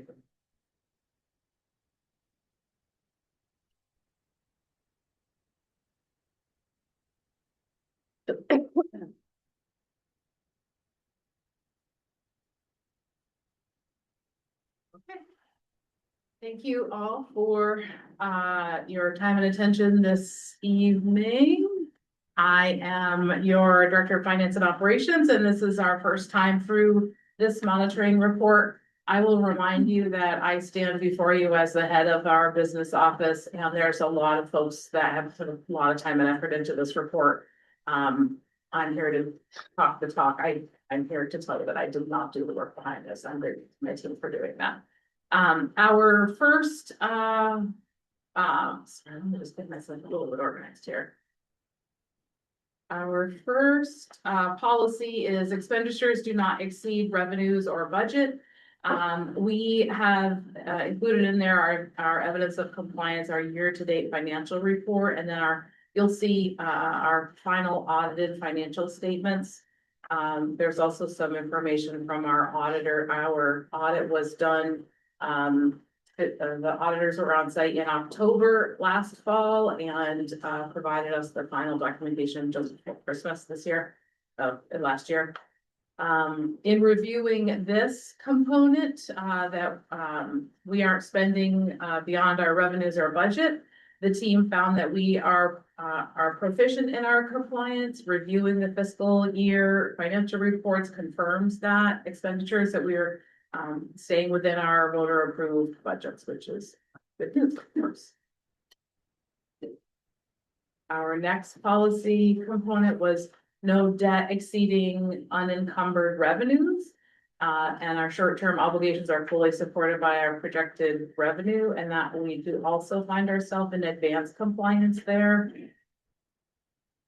The review of the report confirms that we're not exceeding our debt budgets for debt, and our district has no short-term debt to manage our cash flow, so we are not, having to steal from one budget to cover another area of the budget, which we would have loved. I'm not surprised that we're in compliance there. This third portion is use of any long-term reserves and our financial stability.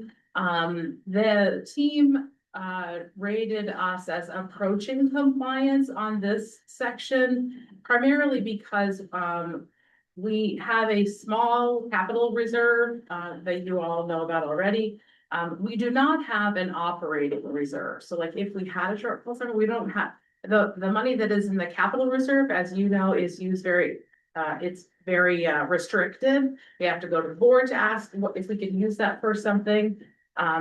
So we don't have any money in an operating reserve. It's very, very common for school districts to not have an operating reserve. So The team was like a little bit uncomfortable that we don't have an operating reserve, but that's also kind of the nature of the beast that we're dealing with there.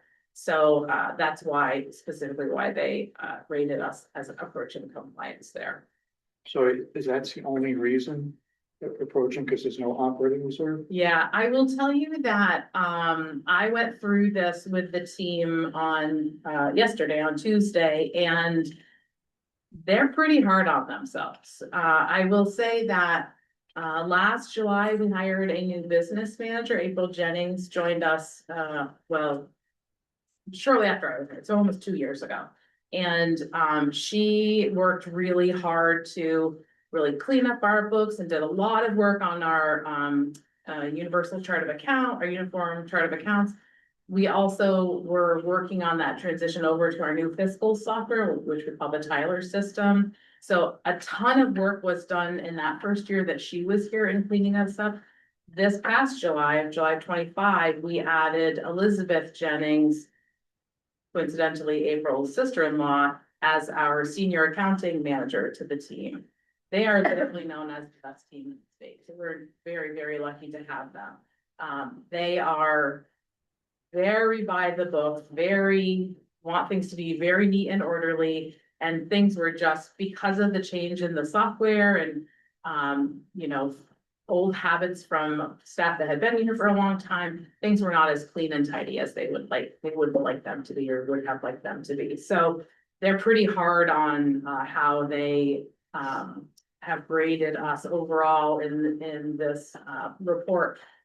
And really, I would say the heart of the reason that they have done that is they're really confident in our books overall. The thing that they feel that we can do better on is our internal controls and our internal reporting and really like regular reports to the board that are done in other districts that they've worked in. So they've worked so hard in the last year or two to get us into a semblance of order that they want to move beyond that to really have you folks knowing exactly what's happening. And that's not what has been the practice here before. So they're hard on themselves and they wanted some area to grow as well. So you'll sort of note that as I go through this. And would you go back to the last one? No, we don't do that. Yes, hold on.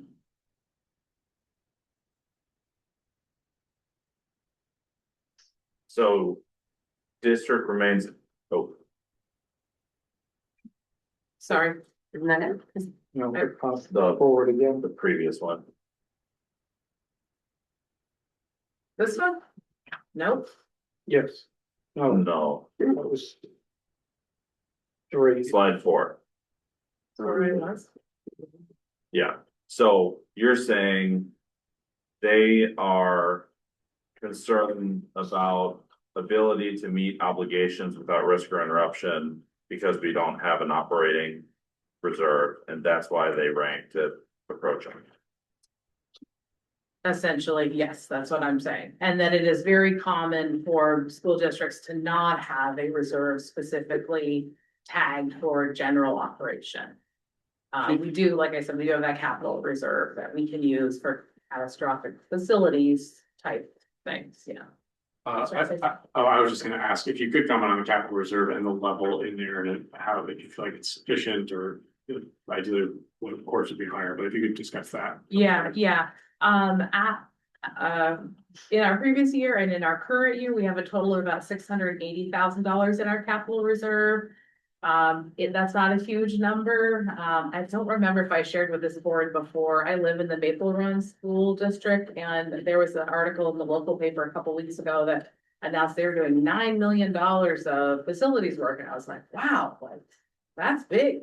It was all from their capital reserve fund. So we have 680,000, they have 9 million. So that is another reason why we're asking the voters to approve that 2.5 million to move into capital reserves.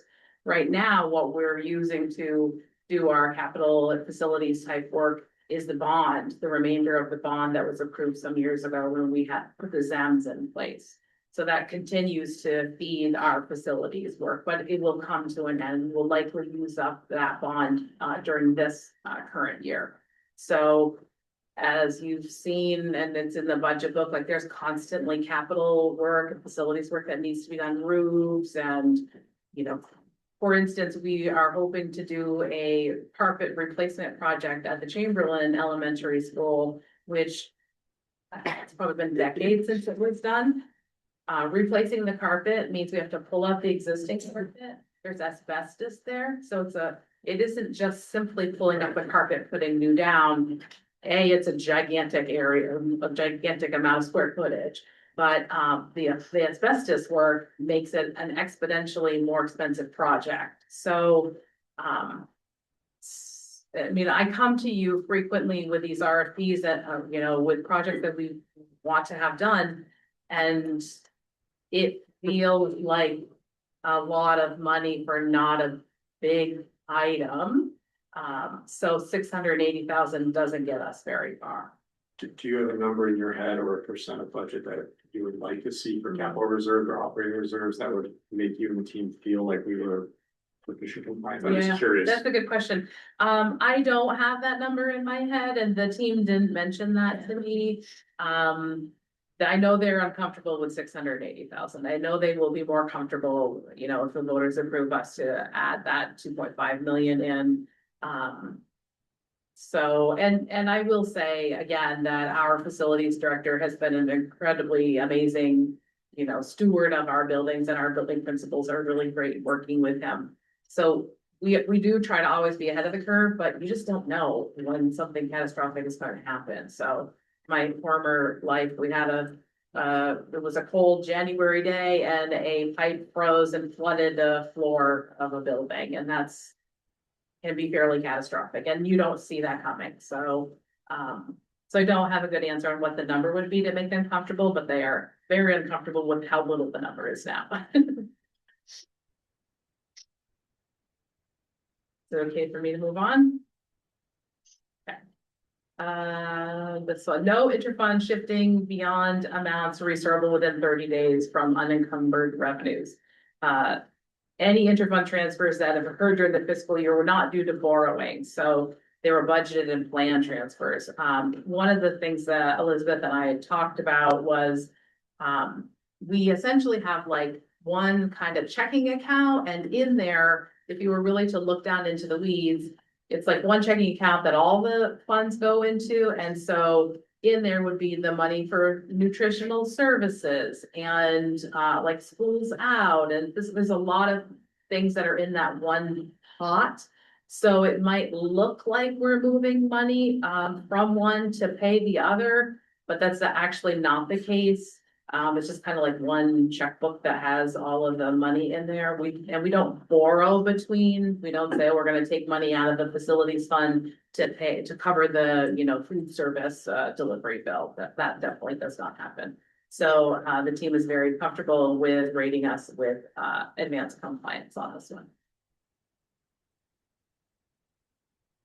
Timely settlement of obligations. I am very happy to tell you that we have an amazing accounts payable person on staff now. Jessica Lambert joined us in July, and she is just a little on the OCD side, which is really phenomenal for somebody in this role. She's done a lot of good work in cleaning up some of the things that we were in arrears on. We were, as I said to someone yesterday, you know, the leaders of the Hot Mess Express, and we are not that anymore. You know, we got shut off at the local Ace Hardware store because we were behind in paying that. Like, that's embarrassing. That's an embarrassing place to be. That is not the situation that we are in any longer. There is, so she's really on top of our AP, which is great. But there are still, there will always be some lags in the system. So that's why they have noted us as approaching compliance. Like, for example, if a bill comes into a building principal who's on vacation for a week, and then by the time they get to it, like, our process is a little time intensive of like creating a PO, making sure it gets sent over, what's the invoice gets sent over. Okay, what's the PO that it goes? Like, it is a little bit of a lengthy process to get a bill paid, and we are humans as an organization, and so things may be beyond 30 days in some cases, but by far we have shown that we head and shoulders above where we were a year ago. So grateful to the team for that. Legal and regulatory compliance, that's ensured through effective oversight, internal controls, and monitoring process that support accurate timely filing and reporting. We do find ourselves in compliance there and, did not have any, major concerns. The audit management letter is, linked in here. It's in several places. You'll see that. They also, noted how much further, what a much more well-oiled machine we are now than we were last year. Our audit was done the previous year at the most last date possible. And this year, it was done significantly earlier than that. There was hardly anything of note in there, so it's really good news, but, they do find us proficient compliance in this one as well. No unbudgeted, this policy, no unbudgeted purchases in excess of 25K or increases of more than half of an FTE. This one, like they struggled with a little bit on this one, and let's see here. The definition, large unbudgeted expenditures of 25,000 or more, or staffing increases of half a person or more that would cause the district to exceed its total annual voter approved operating budget, have prior board approval. So there definitely are changes that happen over the course of the year that are $25,000 or more and are half a person, those things definitely happen. But we always remain in check that we do not go above our voter approved budget. So they were a little like, we do those things. But that caveat at the end around voter approved operating budget, we definitely are staying in alignment there. You'll know here, like this last line here, improved documentation and tracking will strengthen transparency and fully demonstrate compliance. That comes up a lot, like they want a lot more of that work to be done, and we'll get there as we've really kind of checked some big things off from their to-do list, so. No spending of prior years undesignated fund balance. We don't spend it on ongoing or unplanned operating cost. They do find us approaching compliance there. That we do not utilize our prior year undesignated fund balance to support our ongoing operations, and no audit findings were identified related to improper fund balance use. So, again, documentation and reporting related to fund balance tracking and long-term strategy could strengthen. That's really what they're looking for overall.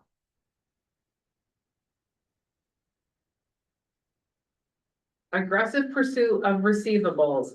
They definitely tripped over the adjective aggressive. We have folks that are working on our receivables for sure and do a really great job of that. Aggressive might not be the adjective that they would choose. We aren't your credit card company calling you every day at 8:15 to check when your payment's coming in. Like, we're not that aggressive. And we do understand that there are districts that are paying us tuition for students coming in that maybe have new business managers or are short-staffed or are in situations that we used to be in. So we are definitely pursuing our receivables, but maybe not as maybe aggressive is not the term they would choose to use. Portion 10, accepting only eligible non-resident tuition students. They really were looking for, they tagged us as approaching compliance here. We do not enroll non-resident students. The district enrolls non-resident students only from other Vermont local education agencies, but the business office does not have a consistent formalized procedure to regularly receive those reports from the registrar. So work to be done there, an internal process that we really want to clean up there, improving our verification of that work.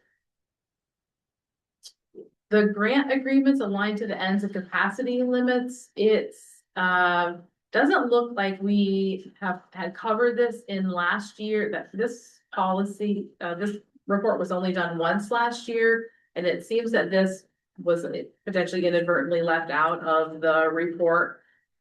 So it looks like we need to get back into compliance with this. We do accept grant funds. Really, this speaks to us not going beyond our organizational capacity to manage a giant grant that comes into us. We don't feel like we're in that position now. We do feel like, we are not, making the board aware of all of that board, that grant process and making sure that you folks are on board with all that. So a little bit of work to be done there as well. I just want to reiterate what you said there. I think it's important that this is a monitoring policy that we're supposed to do 4 times a year. It was only done 1 time in that year, and this item was not in the report. Yeah. But we'll get there.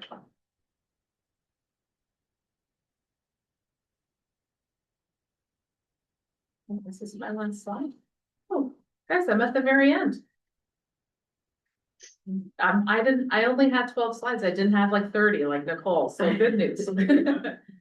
So overall, I really, kudos to the business office team. They've come a long way. They've done a ton of work. And more to come. The big slog of their work is done, but they just want us to be tighter than we currently are. So Joe and I were talking about one of the things that we'll be doing is meeting with that team monthly to go over some of these, processes and documentation, that they want Joe to be more in the know on, and which I think is really good news and will make them feel more comfortable, make sure everybody's Yeah, they there. want to provide more robust reporting to the board more frequently. Yeah. They're very anxious to get that going. If you could stop sharing, I could go back, we could Yes. look at what our plans are moving forward. Yes, And your team. yeah, thank you. Also, Austin, thank you he gets Best Board Member of the Week award. I was out last week, but he brought in coffee and donuts for everyone, so very appreciated. Thank you for that. Very well. Gold star. Thank you for the hard Emily work gave me you a do. Emily gave me a 2. The donut. We play with the tools we have. I may have had 3 or 4 of them. Anyway, so the plan for continuous improvement, Jean Marie alluded to a lot of these things. It's really, they have done a good job getting things in order and cleaning things up, and they just want to continue to be more and more transparent, and they want to have more written procedures and communication, so they have a backup for everything that they do, and I have no doubt they'll get there. One thing that you and I talked about that I didn't share is the financial handbook that we'll be working on that to really bring our employees to give them a handbook of, okay, here's how you create a PO, here's what the process is.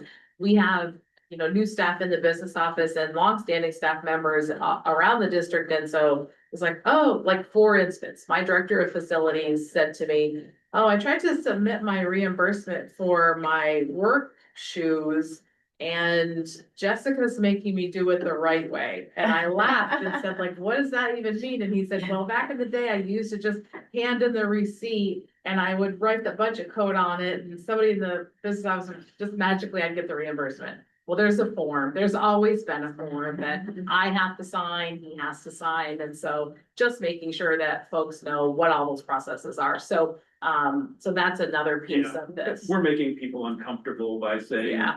you don't have a PO. Why don't you have a PO? Yeah. For this. They know, but I don't think there's maybe a level of accountability, and we'll get there. Yeah, It's just retraining. Yeah.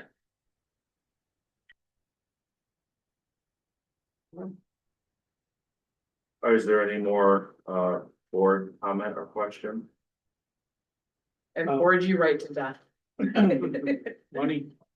No, thanks for the honest assessment again. Yeah. So when do you hope to be like fully compliant or proficient in compliant?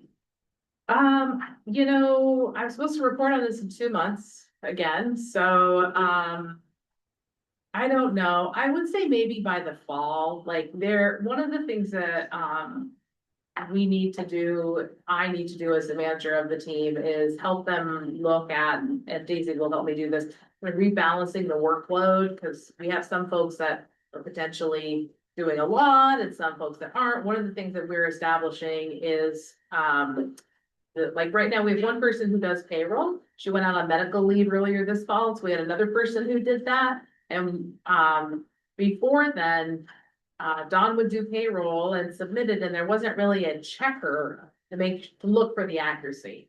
And so really, that's a piece that they want to instate, is having a checker for a lot of different processes that we're doing, just another set of eyes to look at things. We have a pretty involved, the AP vouchers that you may see, like they are like, it's like 4 or 5 of us that should recheck those. So, in stating that, with the team as well. So that's gonna take some time. So I would say that by the fall, and again, remember, like, I said to them, this feels like advanced compliance, and they were like, well, you know, if we give ourselves an A, we have nowhere to grow. And I was like, well, be fair, like, so, I think they're hesitant to give themselves the kudos that they deserve, but also there's some work to be done, and we need to do that too, so. Sounds like they're setting high standards. They are. Yeah, and also it's gonna take some retraining, as Joe pointed out, which I personally love paperwork, but not everybody does. Yes. And so that, you know, you've got to give it's not just you and your team who's making changes. You have to be like retraining and you know, getting those systems back up and running. So we understand it'll take some time, but I'm very excited about the excitement that they're having. Yeah, they've done great work. I'm really proud of them. So, yeah. Thank you. Really want to step away. Can I go now? Please do. Thank you. Thank you. All right, I would entertain a motion to monitor 2.4 financial condition and activities using the board evaluation rubric provided in the board materials. Dan motions. Second. Austin seconds. Any discussion? And this is an action item, so public comment is welcome at this point. Do you have any public comment? No? Okay. All those in favor? Aye. Motion passes. So now we'll actually do the evaluation. So the first part is about the monitoring report, whether the policy was interpreted adequately and the relevance and adequacy of the compliance criteria as defined by the superintendent, and also obviously the evidence presented in the report. Does everybody know how they're gonna vote on this? Do we want to have more discussion? Okay, so we'll start with Michelle. We'll start over there. Emily? Sure. Emily, so we're taking the vote on Reverse the. order.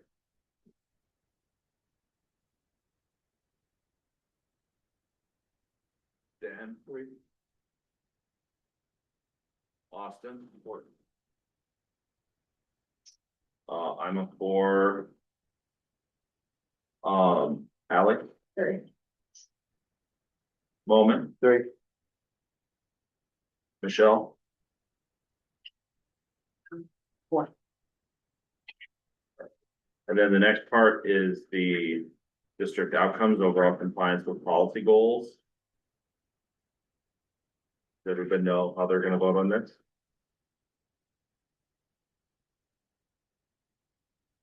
Yeah, I'm going with 3. okay, so Emily is a 3. Dan? 2. Austin? I'm a 2. Ally? Bowman? 2. Michelle?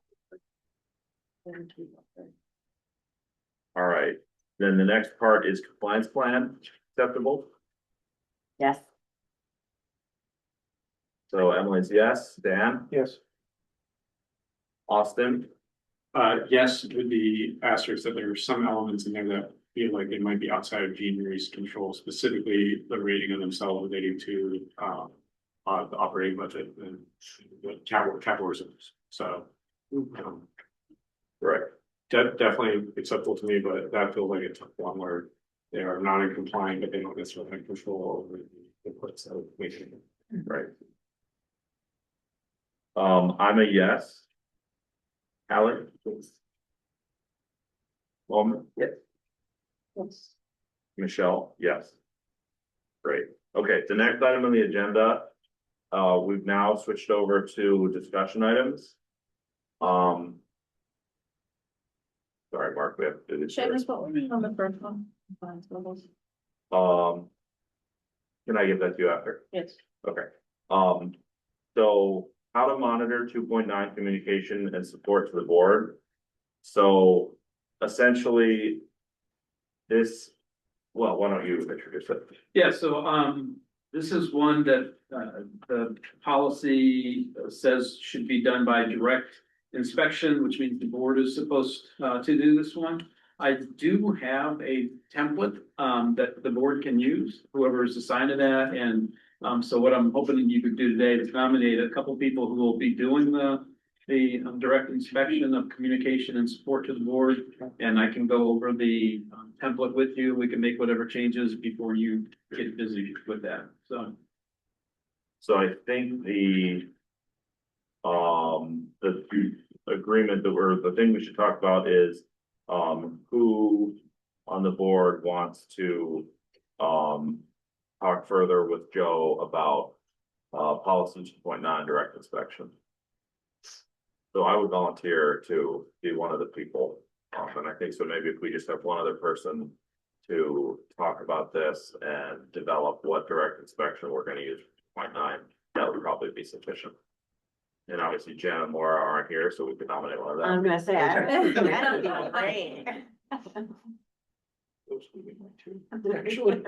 Does anybody have any interest in 2.9 communication support to the board?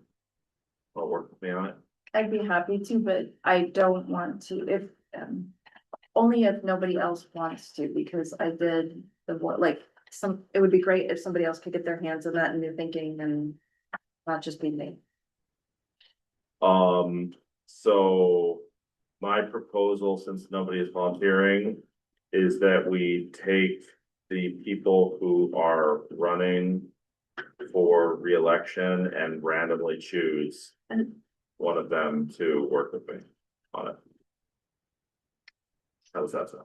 So it'll be Michelle, Jen, Dan, Emily, or Laura. That's not. ready. Oh, Jen. But what I mean to say is she's got another year. She'll still be, I'm sorry, I should have said, the people who are still gonna be on the board after town meeting day. We'll pick one of you randomly. Is that okay? Yeah. Okay, all right, here I go.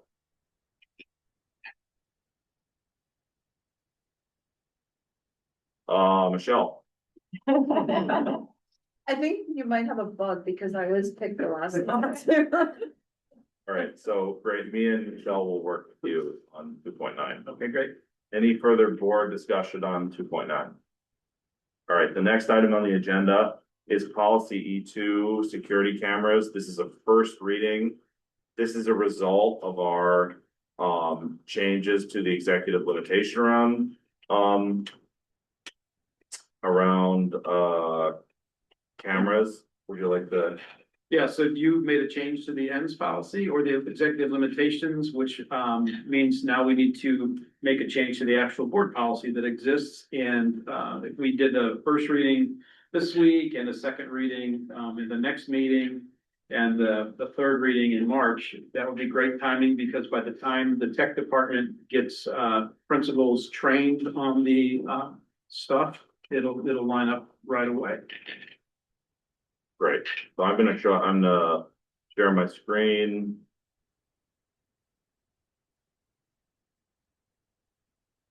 So this is not a new policy. And so I'm not gonna read the whole thing. It's district policy E2, which is available on the website. And the only change that is being requested is in this final section on viewing requests. And so I will read that section since Laura's not here. Requests for review of video recordings that are considered a student education record or personnel record will be as follows. All viewing requests must be submitted in writing. Requests for viewing will be limited to administrators or directors with a direct need to access the recording as authorized by the superintendent or their designee. If granted, only the portion of the recording concerning the specific incident at issue may be available for viewing. Transportation video recording will not be viewable by any individual other than the administrator, director of operations, or transportation manager due to confidentiality guidelines. Video may be shared with law enforcement at the discretion of administration in cases of criminal activity on the bus or instances of motorists running bus red light systems. The district reserves the right to request a subpoena to release video recordings to law enforcement. 3. All viewing will include the designated district administrator or designee and may only be used for the purpose of investigating incidents related to student, staff, or community safety. 4. Recordings will remain the property of the district and may be reproduced only in accordance with applicable law. 5.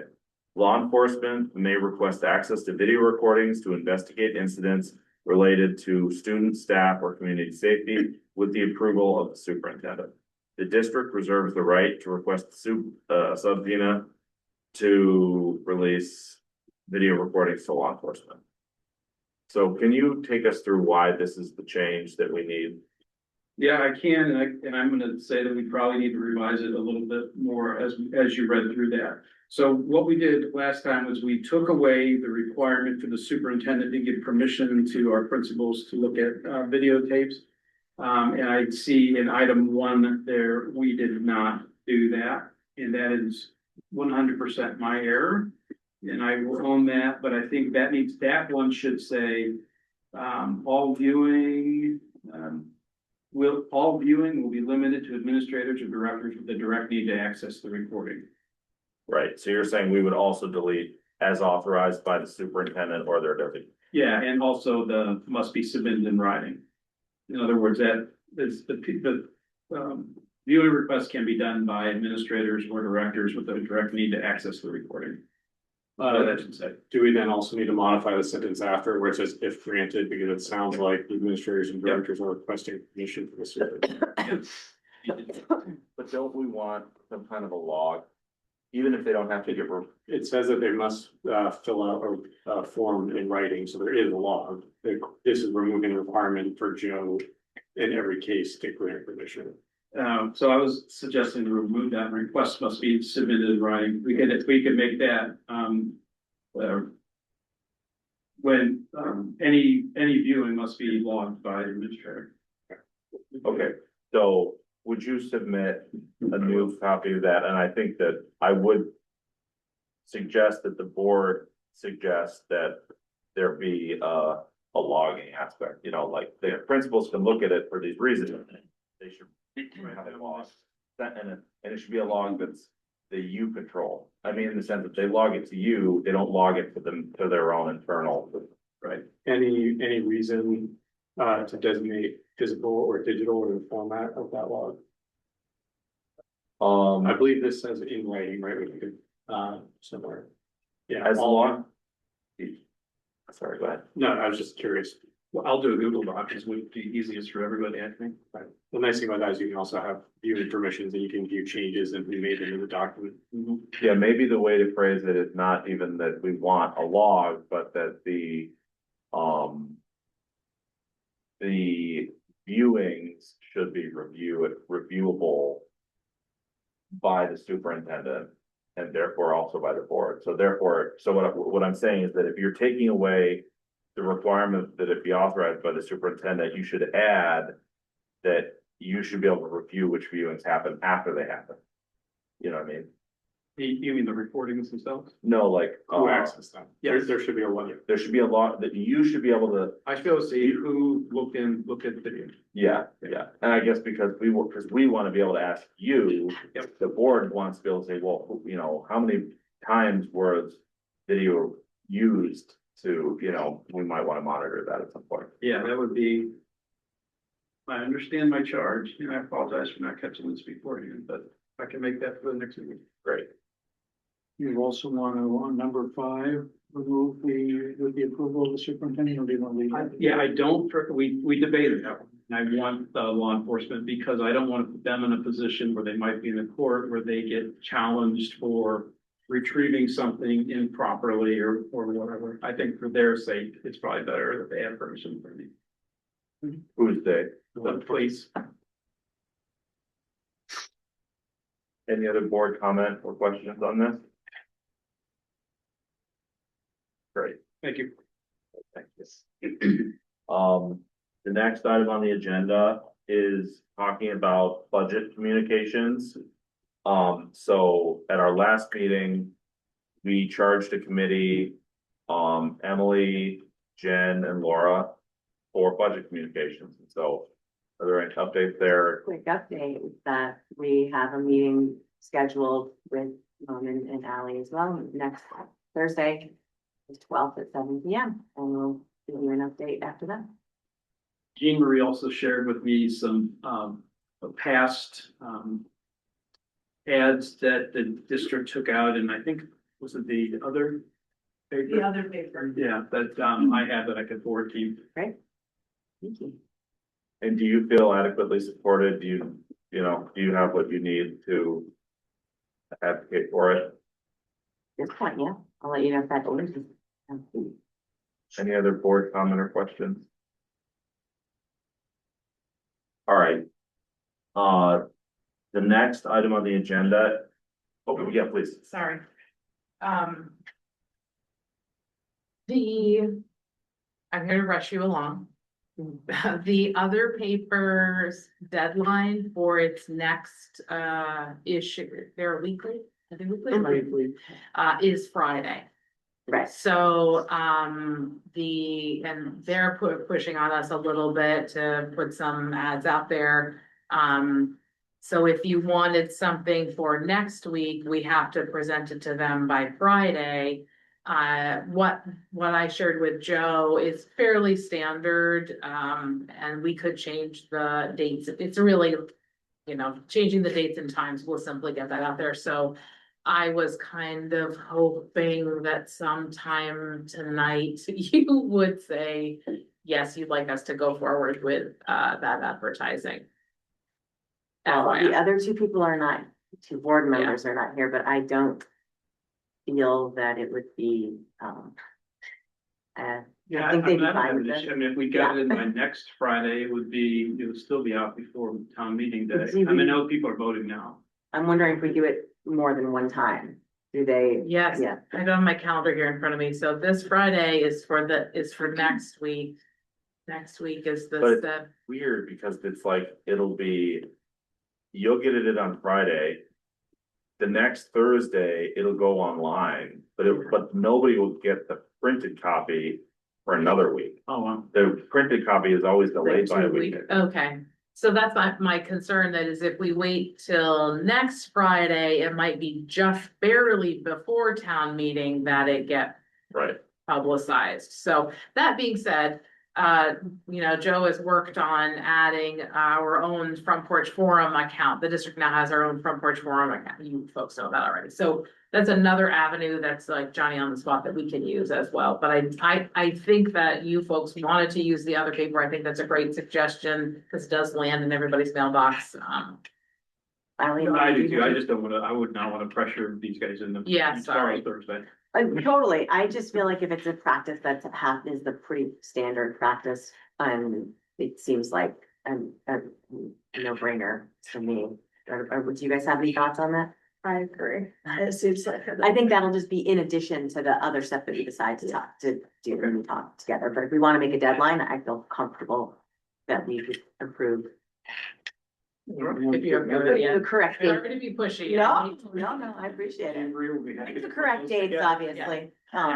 But yeah, And then keep us posted after your next meeting, whatever we can do to support that work, online or in print, happy to do that too. And the city is a great partner with us on this work too, so. So just to clarify, so you do want them to put it in the other paper to submit it to the other paper this Friday. It's Friday, yes. All right, thank you very much. Thank you, sorry. No, thank you. We had, people are out of town, so things got pushed back, but. Next item on the agenda is school district redistricting. I have a couple of things to say about this, but board. Is your board comment or thought on redistricting? Had an interesting conversation with a community member this week, and a very fundamental question came up as we were speaking, and realized we were essentially saying the same thing using different words. So when we talk about redistricting, I just want to recommend that we first define our terms, right? Redistrict, merger, back office consolidation, like there are a lot of words that might or might not mean the same thing. So just being really explicit about what we mean when we say redistrict would be really helpful. And I'm that, not even sure the law is that, but maybe it is, and I just mixed that part. right, I got similar advice. That's why the agenda item is called school district redistricting, because people told me that if I just said redistricting, some people would think I meant like schools, for school consolidation. So this is about school district redistricting. For example, the governor's plan to create, bigger districts. Is there other board comment on redistricting? So I do have, so if Laura was here, she would, I think that she wanted to have it clarified that she is not in support of redistricting. In spite of her vote last week. So I think that should be stated, and our website reflects that. It says, it was a 6-1. In favor of, being open to redistricting, so she wanted me to clarify that for everybody. And I will say, so I've had many discussions with community members. And it's not scientific. Pat would remind me that I don't necessarily have a big enough sample size. But my sense is that there is support for, like, if redistricting were to fail, like if the governor's plan were to fail, there's some people who are interested in school choice.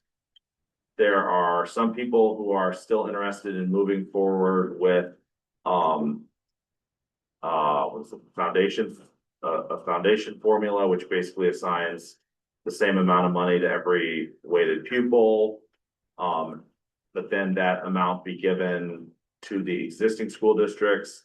There's other people, we have a community member who has put forward a proposal, and I know has discussed it with various of our legislators to focus on consolidating back office within Chittenden County, meaning, I assume HR, finance, things like that, without actually changing the structure of the instructional parts of the school districts.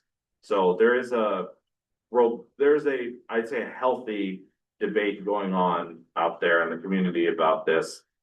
I, encourage you all to find ways to engage in it. One place where I have not been, and in terms of open meeting law, that's probably a good thing, is Front Porch Forum.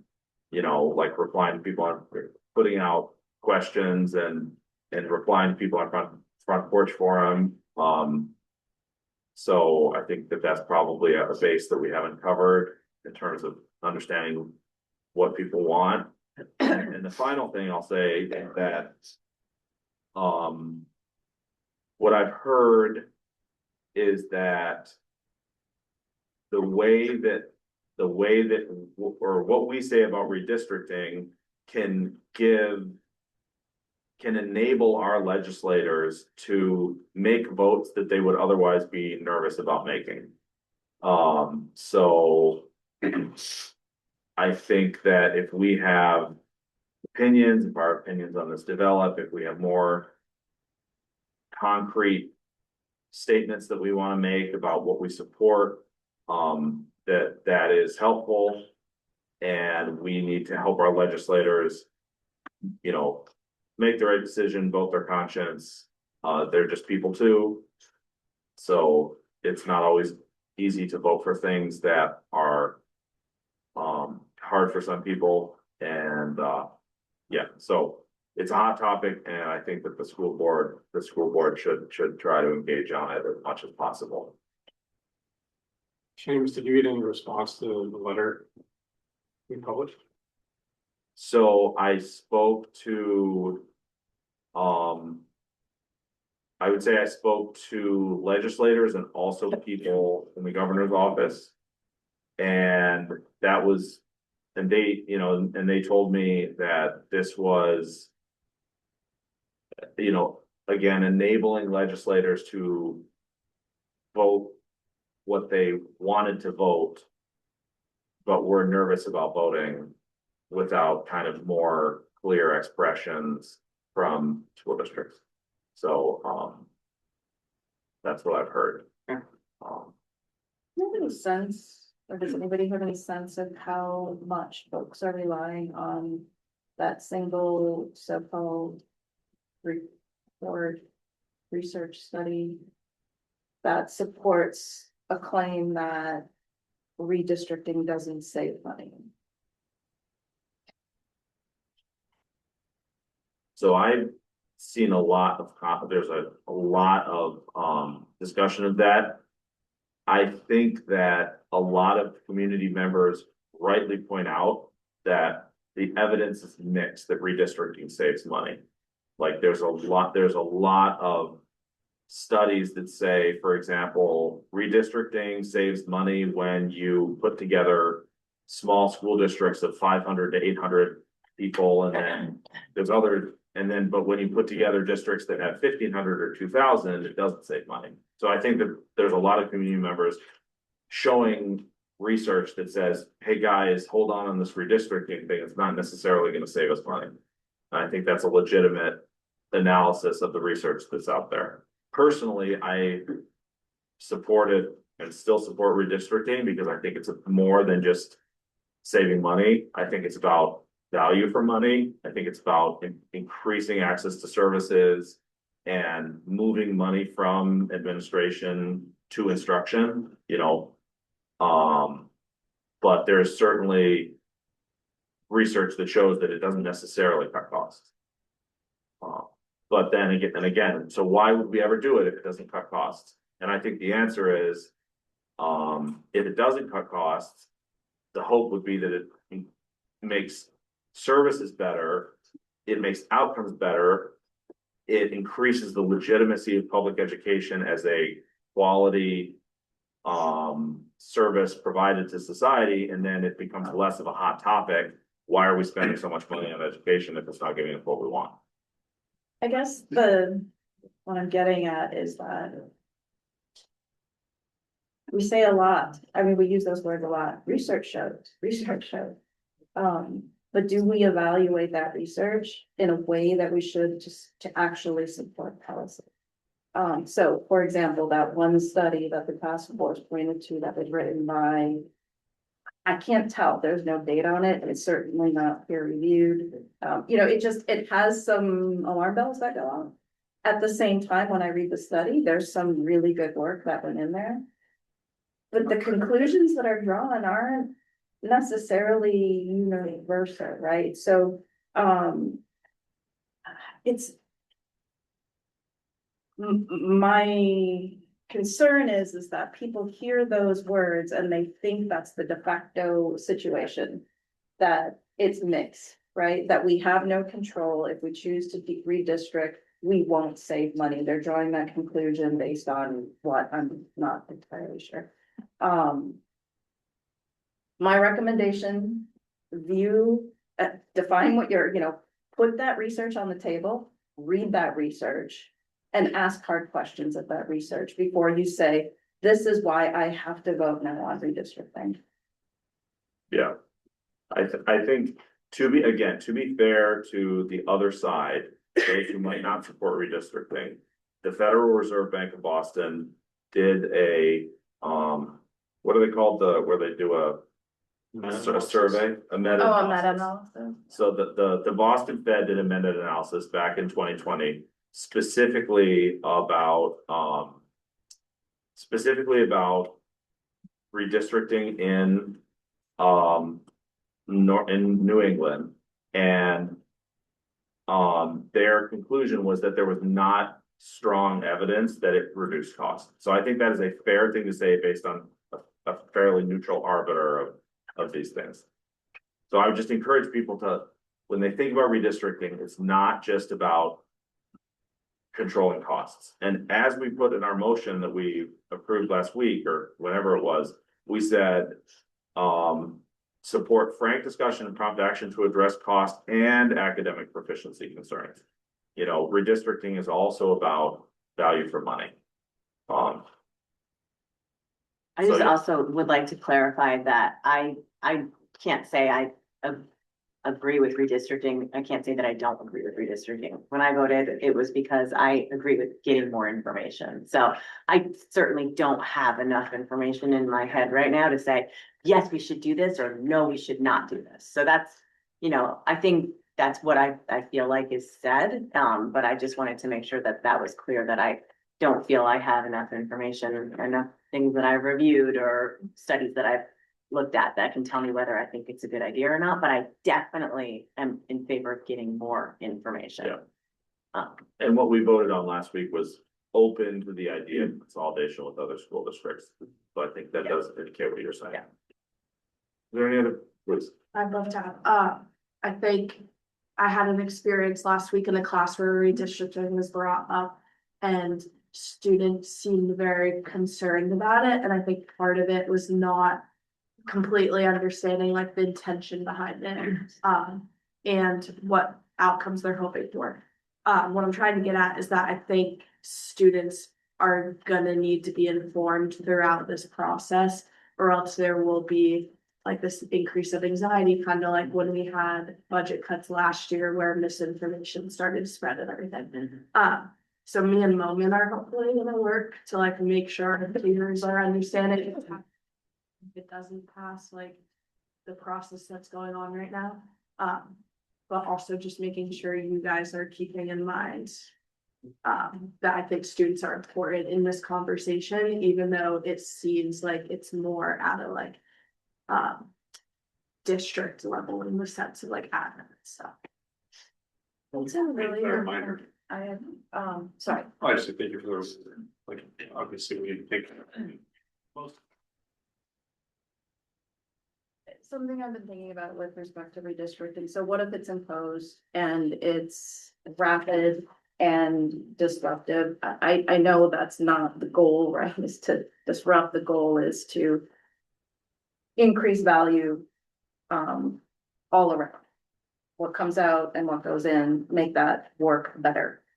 But thinking about what does that mean for kind of writing it out, so to speak, and something that just keeps circling in my head is what are the things that we can do to strengthen the schools to absorb that disruption, right? So when I listened to the report tonight, all I could think about was that, yes, strengthening school building leadership, strengthening building leadership.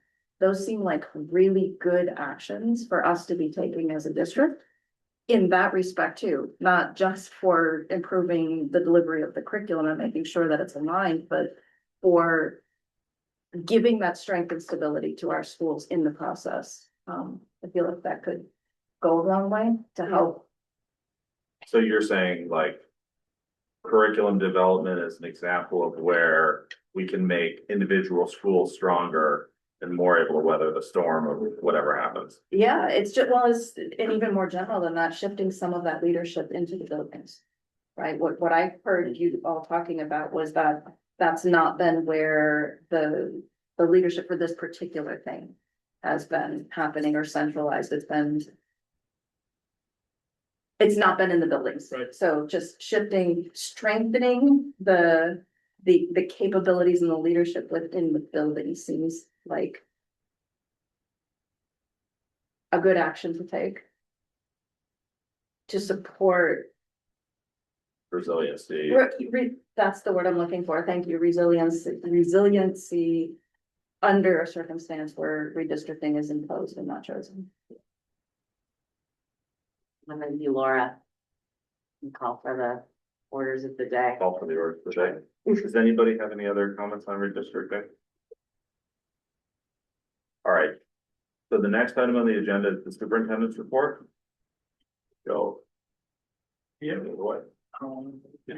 So the next item is the superintendent's report, and got a request from Seamus to talk about bus transportation. Specifically, there was we had a concern with a family this past week or week ago, where a student wanted to get on the bus at the end of the day and was denied by the bus driver.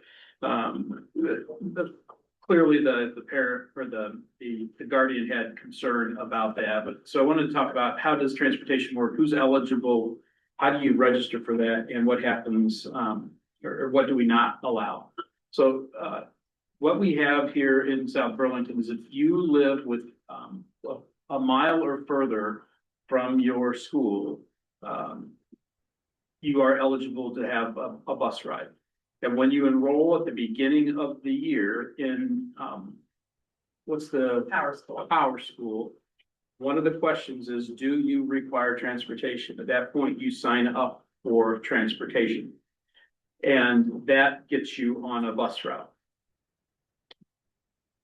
If you say no, and your situation changes, what we found is it's not necessarily very easy for families to make that change.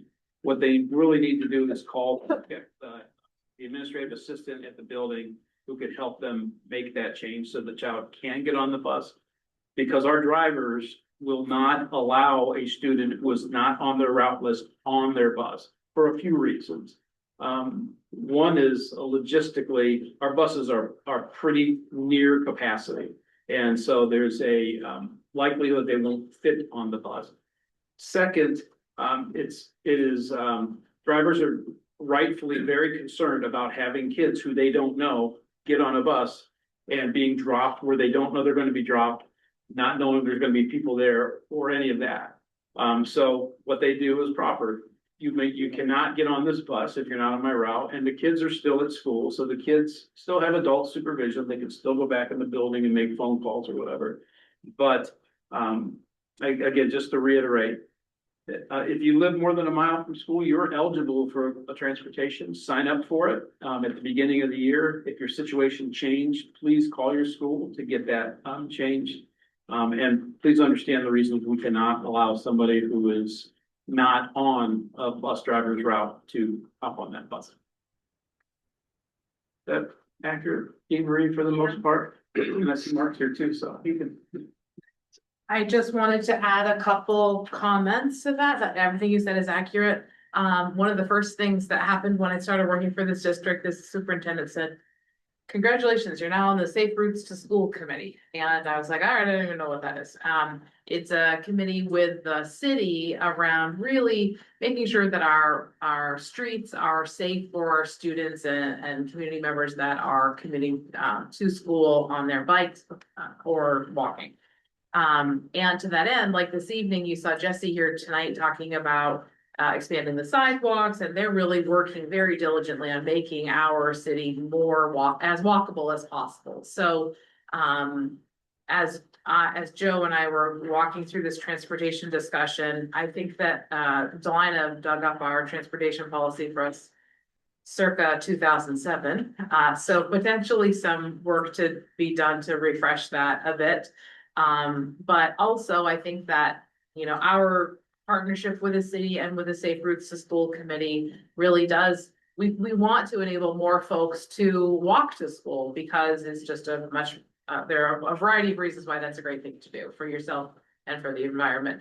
And for the fact that our buses are like chock-a-block full, and we do have new folks moving into the city all the time. There's a new family that moved in on Sandy's bus, bus 11, some new development. Nonetheless, Sure. yeah, nonetheless, was like, okay, great, like Stephanie Hyatt, who's our operations specialist who deals sort of first line of defense with our families on transportation issues. She said, I was taking all the information down from this mom and then thinking, holy mackerel, how are we gonna get this kid on the bus? So, John, maybe our transportation manager, is doing some intensive training with a software company that we use to manage our routes called Route Finder. He'll be doing some training with them over the February break. And there are things that some guidelines that we have put into our system, like the capacity of a bus. That goes to if we're transporting elementary kids that are like literally smaller than middle and high school kids, there's a different number for how many larger students that we could fit on a bus. How long we want a student's ride on the bus to be, like we give that system some governors, and potentially we need to adjust those. We might need to consider moving our walking distance out further. Like there's some things that we can do that are possible and more cost effective than add another bus driver thing. So it was a good topic to bring up and for us to kind of dig into a little bit. And I'll also use this moment to just, again, give kudos to that transportation team. John's rounding his 1-year anniversary with the district, and we are just so lucky to have him with us. And for Stephanie, to add to that team as like I said, first line of defense for like, my kid missed the bus, or where's the bus, or my kid left their snow boots on the bus, like all of those things. So, they are an incredible team with those drivers that just show up every day. And this week has been a big, scramble for the team because we've got folks out on medical leave and, we haven't canceled anything, and that's just huge. When I first started here, it was a nightmare. Like buses were canceled constantly, and it was a really difficult situation for them. So, again, kudos to that team. Yeah. Please. Joe. So I know I'm out of order, but Laura's not here. So. Well, you're a You're a bus driver, you are welcome to speak up. So amongst other things, yeah, Jerry, Hayden, and Bob, so couple of things. One, 77, if I'm not mistaken, is what's printed on the side of the bus.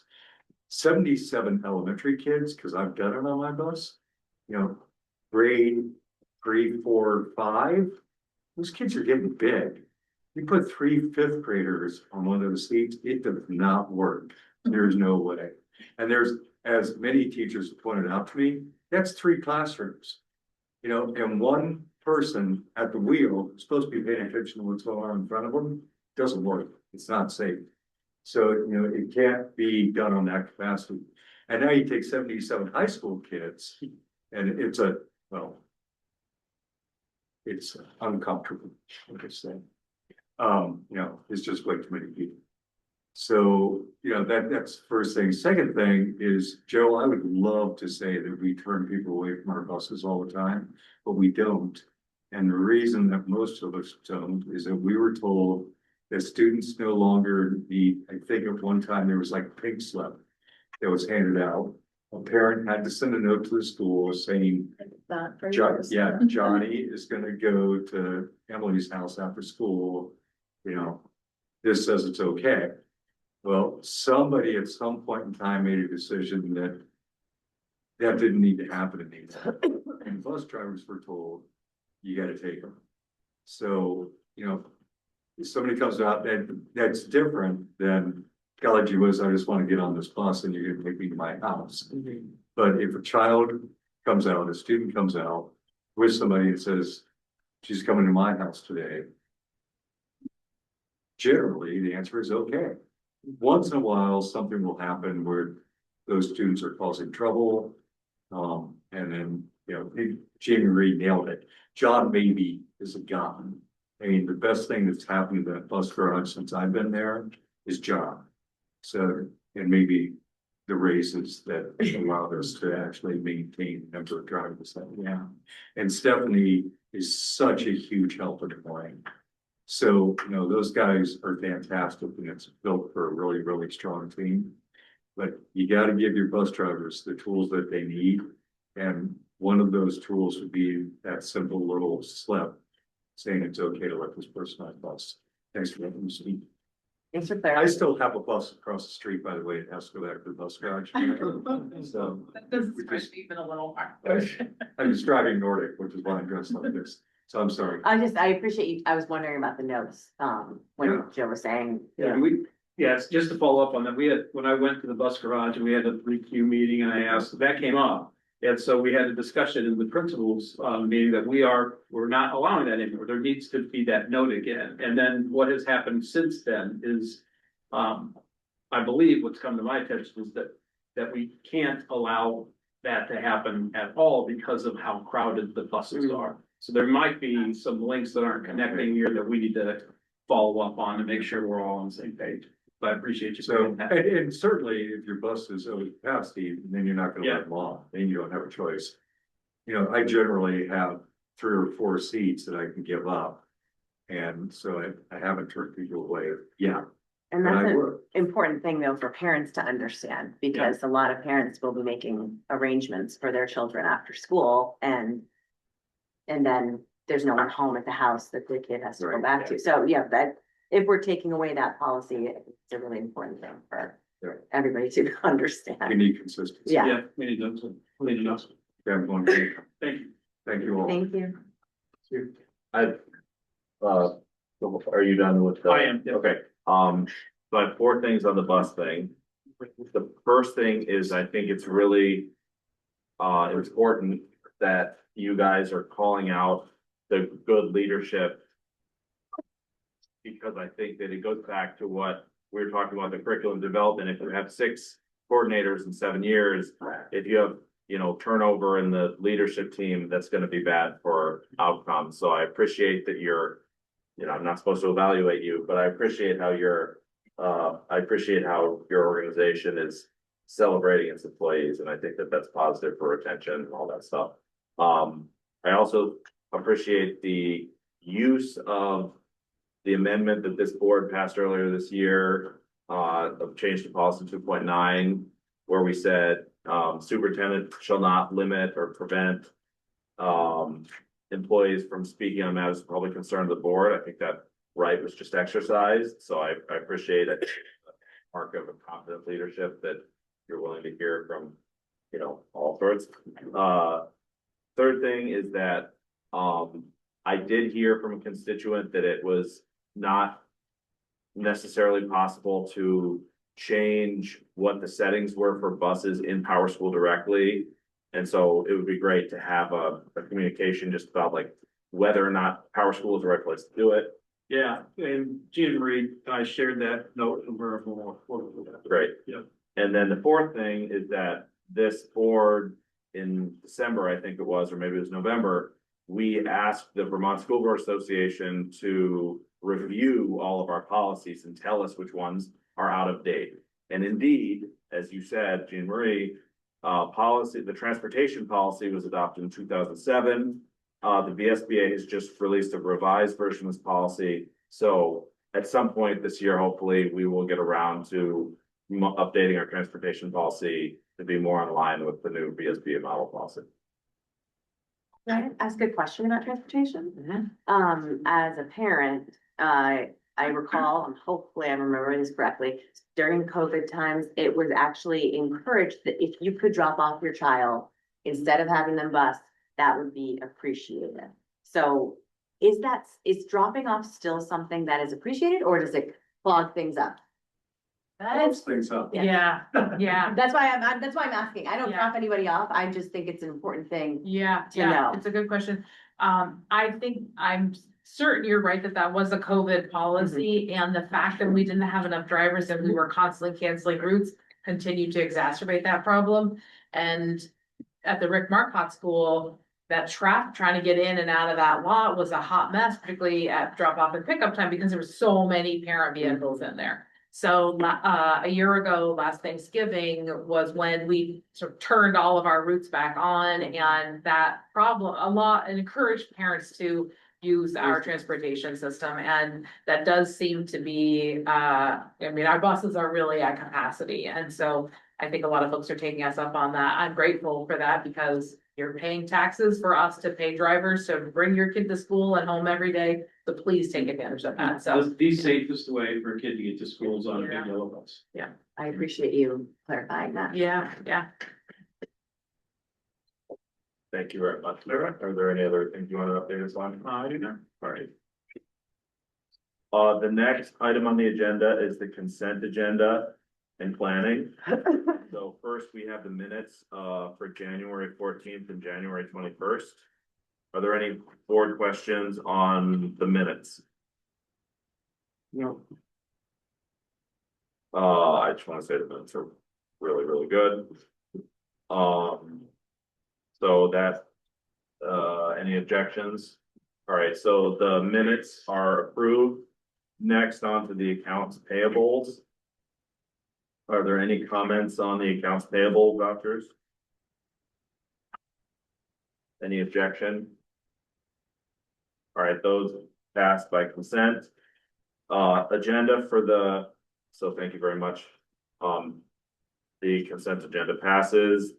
Now we're talking about the February 18th meeting. What I currently have on the agenda, oh my God, it's making me enter my password. All right, 1 second.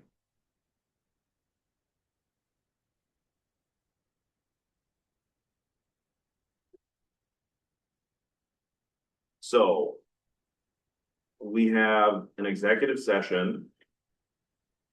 And in addition to the standard topics that we might talk about in a projected executive session, we also have real estate. Because we might need to talk about the Williston Road project. Our negotiation strategy with the Bristol with the city. We're gonna press them hard.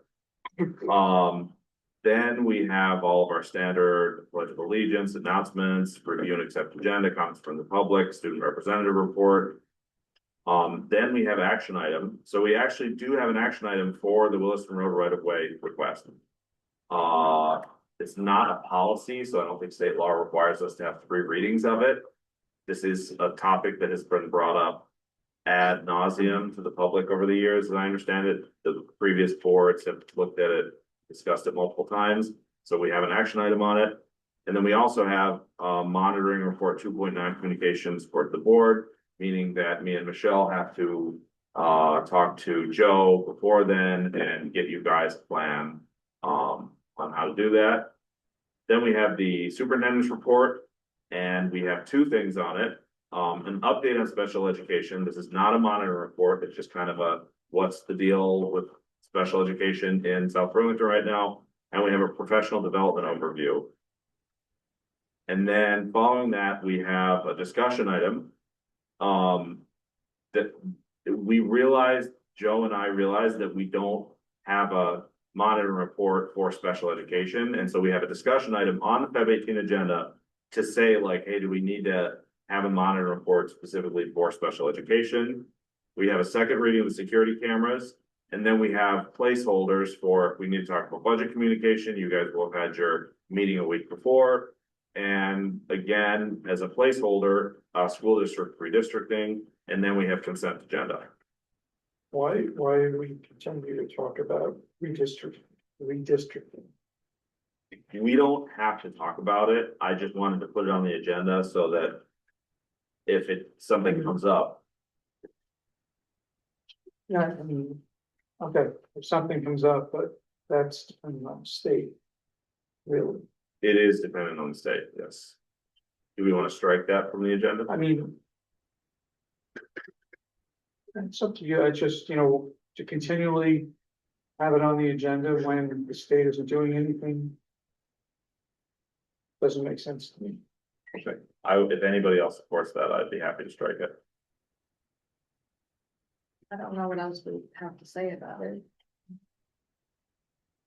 Strike it and then something will happen. And maybe you'll- And we'll all send you emails going. But you know what, if something happens, we can alter the agenda. Cool. Okay, any other comments on the Feb 18 meeting? I will be out of the meeting, but I'll join you. Okay. I do have one more thing before you adjourn. February is School Board Appreciation Month here in Vermont.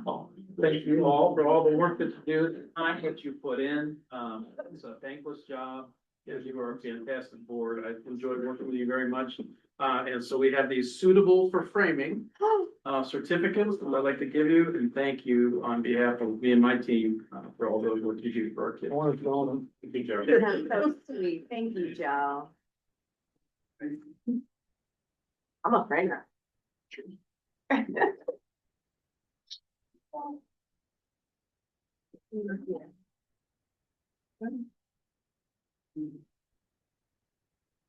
Really, I get a photocopy. That's right.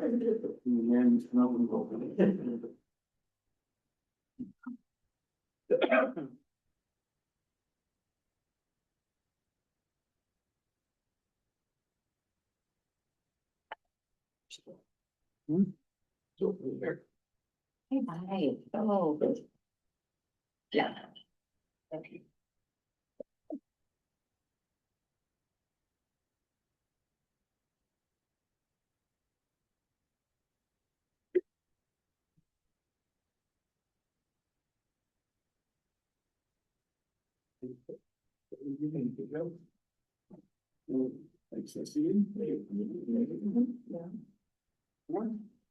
Sorry to delay the adjournment. Thank you very much for everything you do. Glad you're here. So the next item on the agenda is monitor report. I could just say one more thing. Adjournment. Wait, I would entertain a motion to adjourn the meeting. I move. Emily moves, Second.